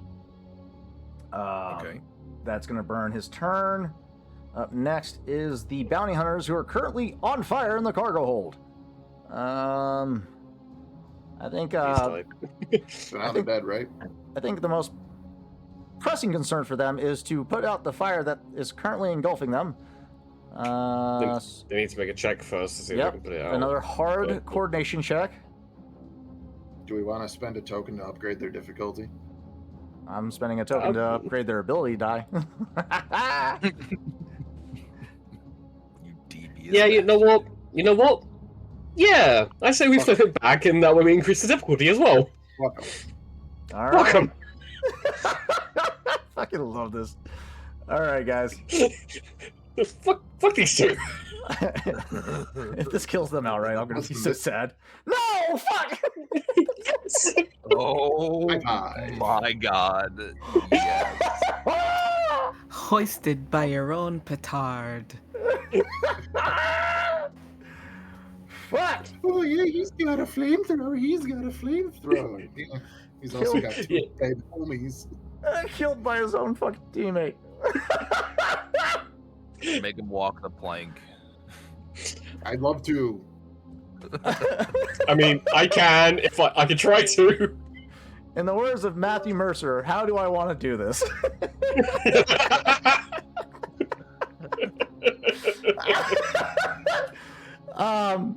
So this bounty hunter's like desperately trying to put out the fire. You guys still have yet to close the fucking the container doors. His vision's consumed by the flames. He's just now. His hands not sufficient enough to put out the fire. He rolls for a moment, still not able to put it out. Stands up, just starts walking. Ends up walking out the fucking door. And falls to his death on fire. Almost poetic. Boy, that's gonna be a sight to see. Just a flaming bounty hunter falling from the fucking sky. Oh shit! All right, Kesh, it's your turn. What? Okay. Right. So I got told by Chav that there is an emergency medical kit here in the cockpit. Noticing what that is, but then looking at the cameras, noticing that the fucker that burnt me is walking through the ship. Here's my question: which direction do I put the ship in and put it to a full throttle max to get this guy to fall? Reverse. Okay. So all through the communicator, Back down that hallway. yeah, all the communicator that Chav hears is, hold on to something, and do not blame me if I damage your ship. As you feel the ship lurch into reverse and rapidly start going backwards. All right, Chav and Master Bounty Hunter, give me a hard coordination check. Can we cash in a light side token again to get to upgrade this fucking thing, please? I don't want him here anymore. If you're upgrading the difficulty, that's gonna make it harder for me, I think, right? Is that how that works? That's fair. Yeah, Or unless it's okay, never mind then. Coordination Never check. mind. You said what kind of difficulty? hard difficulty. With a sudden change of trajectory, yeah, it's a hard difficulty. All right. I will take that token to upgrade my own if people are alright with that. We got 5 of them here. Yeah, we got the points right now.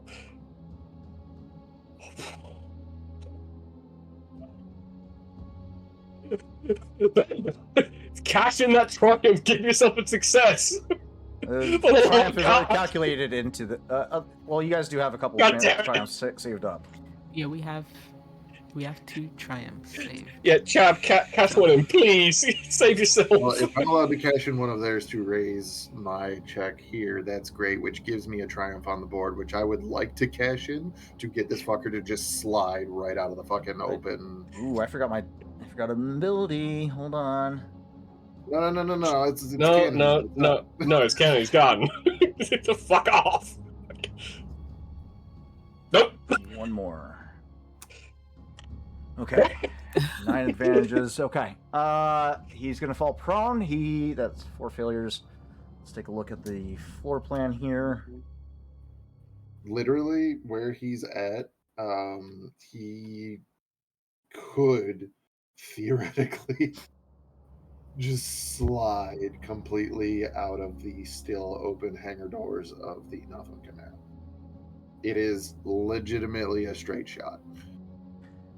It's a long straight shot. Each one of these squares is 2 meters 2 meters square. There's 1. 2. Okay. So, with the 4 failures, it would have put him at the second to last of the 2s of the hangar bay. However, with his 9 advantages, I'm going to put him at the halfway point instead. He's going to catch on to some secured containers. He's going to land on the Mandalorian starfighter. Okay, now we have a No. problem. Now we have a problem. Hey, he doesn't have Let's Ride, right? No. Because we get to... He's a master please. bounty hunter. Please tell me he does not just hop into that starfighter and go. Please tell me he does not just kidnap. It's not his turn, so you won't. We won't know. But Okay. he does land. It's of what you would hope would be him falling out of the ship entirely. He lands. He falls into the Mandalorian starfighter, and falls prone from there. Was that my action, my incidental, or my maneuver? Which one would that? Piloting would be that an cost? piloting fly drive would be an action. No, that's a maneuver. Maneuver. Okay. Can I take my action as another maneuver?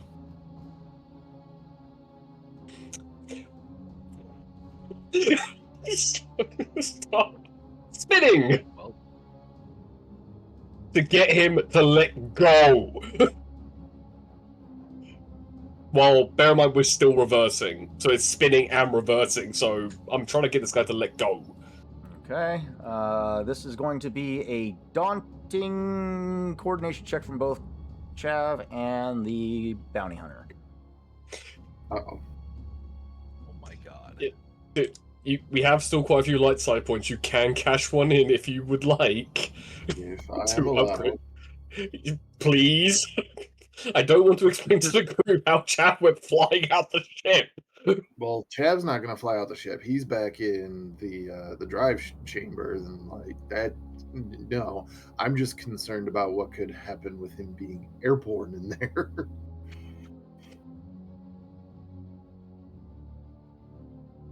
Goddamn right, 2 successes and 2 Christ. advantages. All right. Successfully retain your brain matter.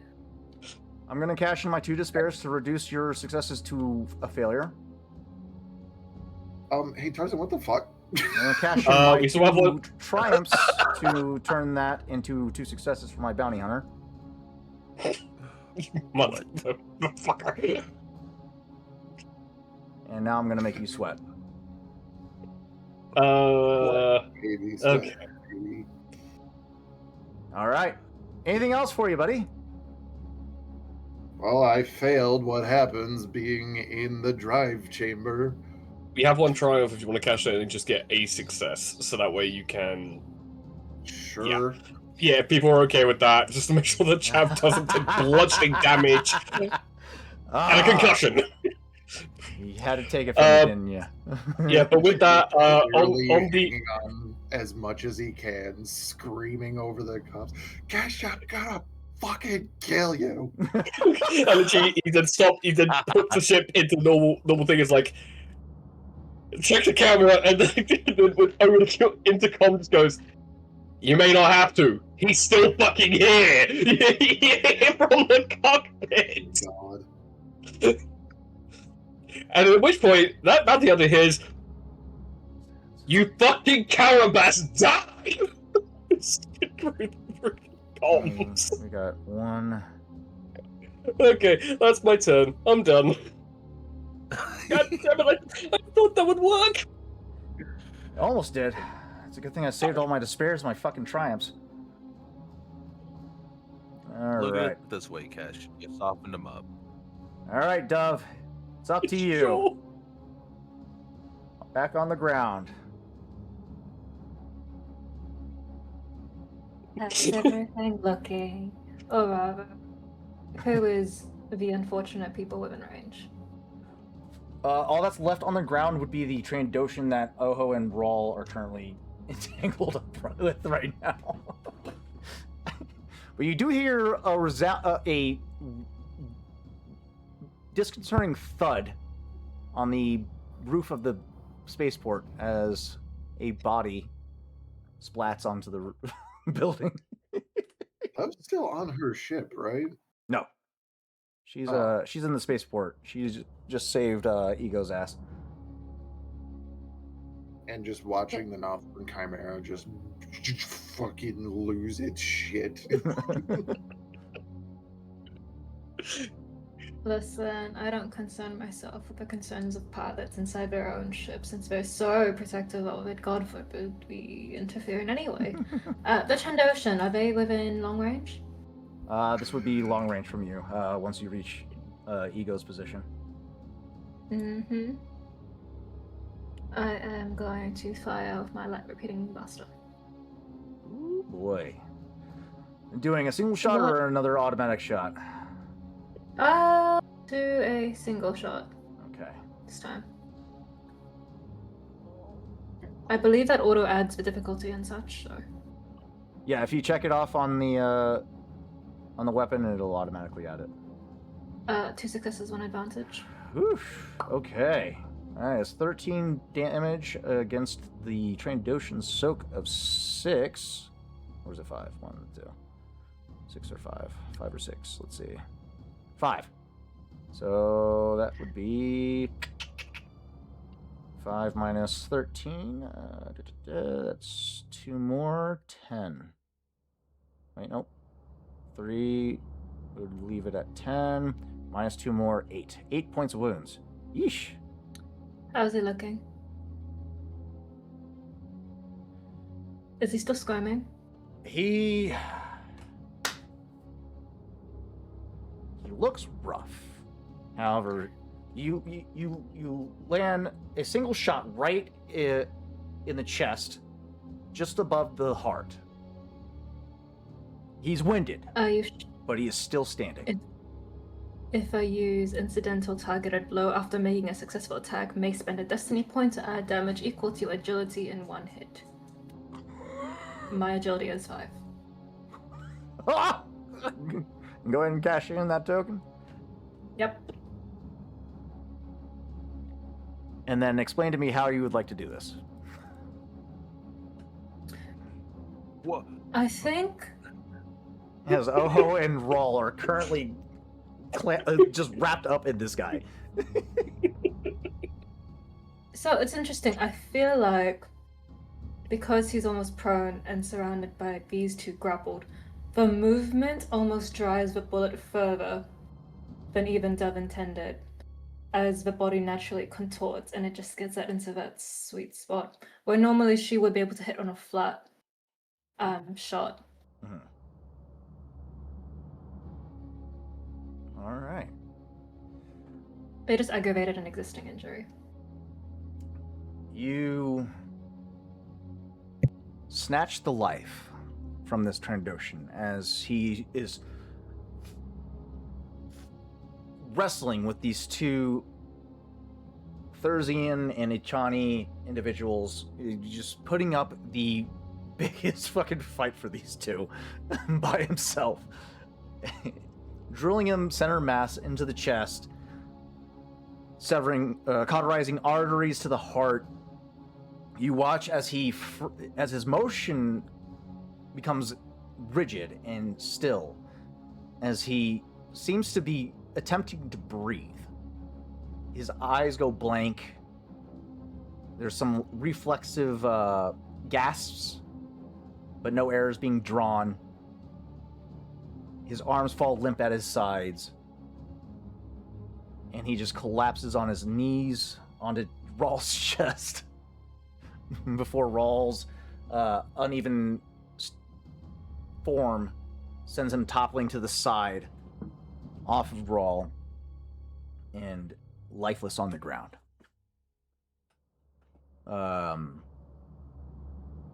Pinning Oho's arm underneath his head, his torso or neck. He's a heavy bitch, but you guys have no problem getting him up. Yeah, well done. Excellent kill. Oho and Rawl, anything you guys want to do before we end this round? Rawl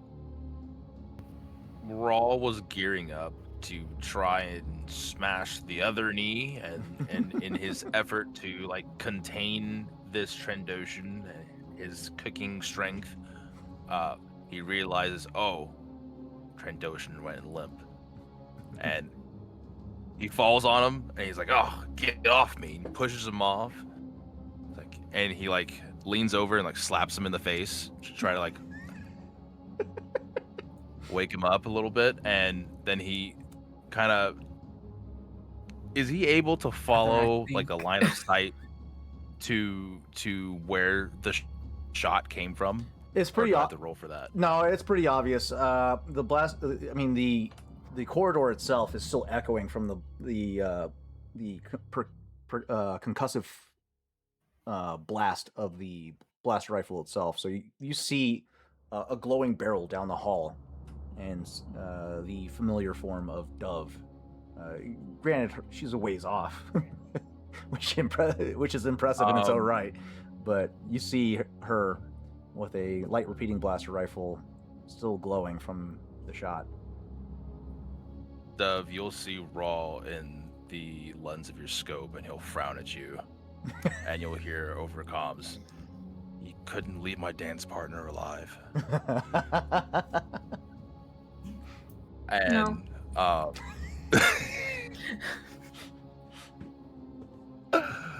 Well, fine. And he's gonna, I guess, spend an action to rifle his pockets. Fair enough. And guess He does look like it's a decent blaster. You can pick that up. Yeah. There's a bunch of blasters on the ground from exploded people. I love that we can drop fucking items on the table now. That's so fucking awesome. There you go. You can claim that weapon. I fucking love this. I think Oho probably also reeling from this heavy ass reptilian creature landing on top of him.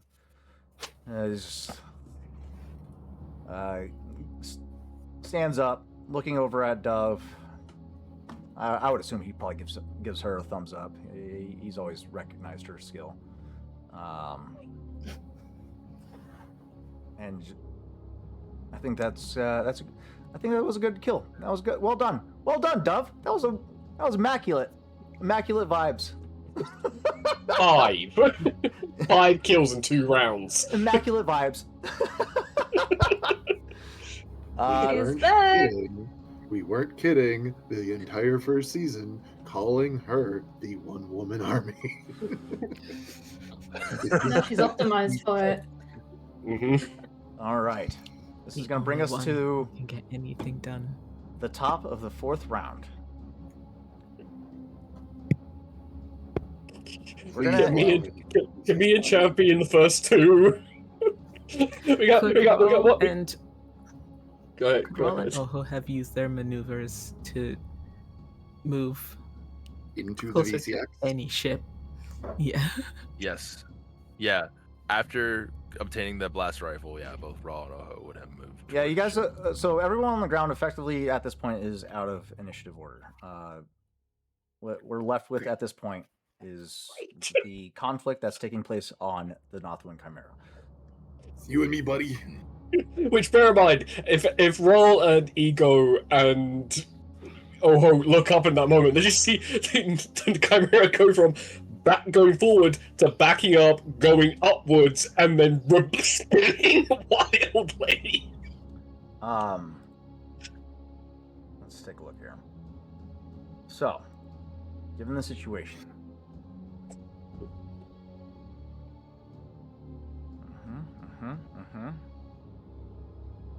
okay. Chav is still back in the drive chamber, which is far away from him. How's it feel to be in a washing machine, Chav? Or a It's dryer? not great. It's not great. Trying to have a little bit of sympathy for that death trooper that we yeeted out into space.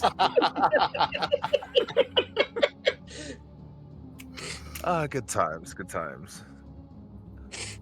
The bounty hunter, utilizing the momentum of the spin of this ship,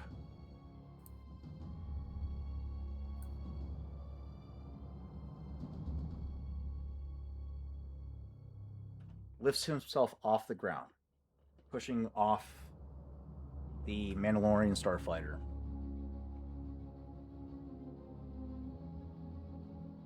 Propelling himself outside of the cargo container that is the retrofitted hangar bay. And he begins to descend in the sky. Moments later, you watch as the jetpack on his back ignites. He slows his descent as a shuttle comes passing underneath him.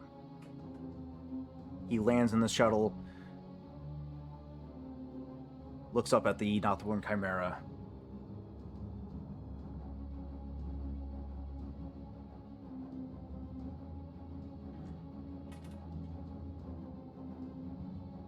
I'll be seeing you next time.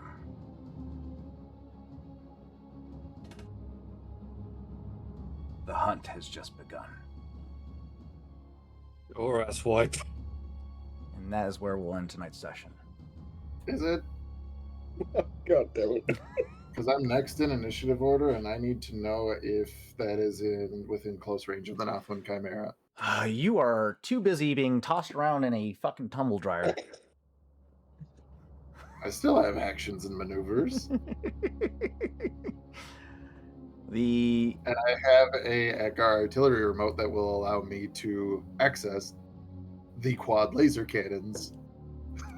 I'm gonna tell you right now, it's gonna be a formidable difficulty to even perceive what vehicle this motherfucker just landed into as he reemerges into the traffic below you. That is thousands upon thousands of fucking vehicles passing through. So Can I shoot him before he gets into the Chav, vehicle? Chav, He's Chav, gone. let it go. Let He's it go. Let it go. Let it go right now. he is gone. We survived. said- We're both very heavily burned. Let it go. Thank you, all you wonderful 2B Dicers, for tuning in to watch me cook my players alive. It's been a pleasure bringing this episode to you guys. We are 2B Dice Adventures, and we love you guys always. Please tune in next week at the same time, same place, same when on 2B Dice Adventures. We'll see you next time. Have a great rest of your night.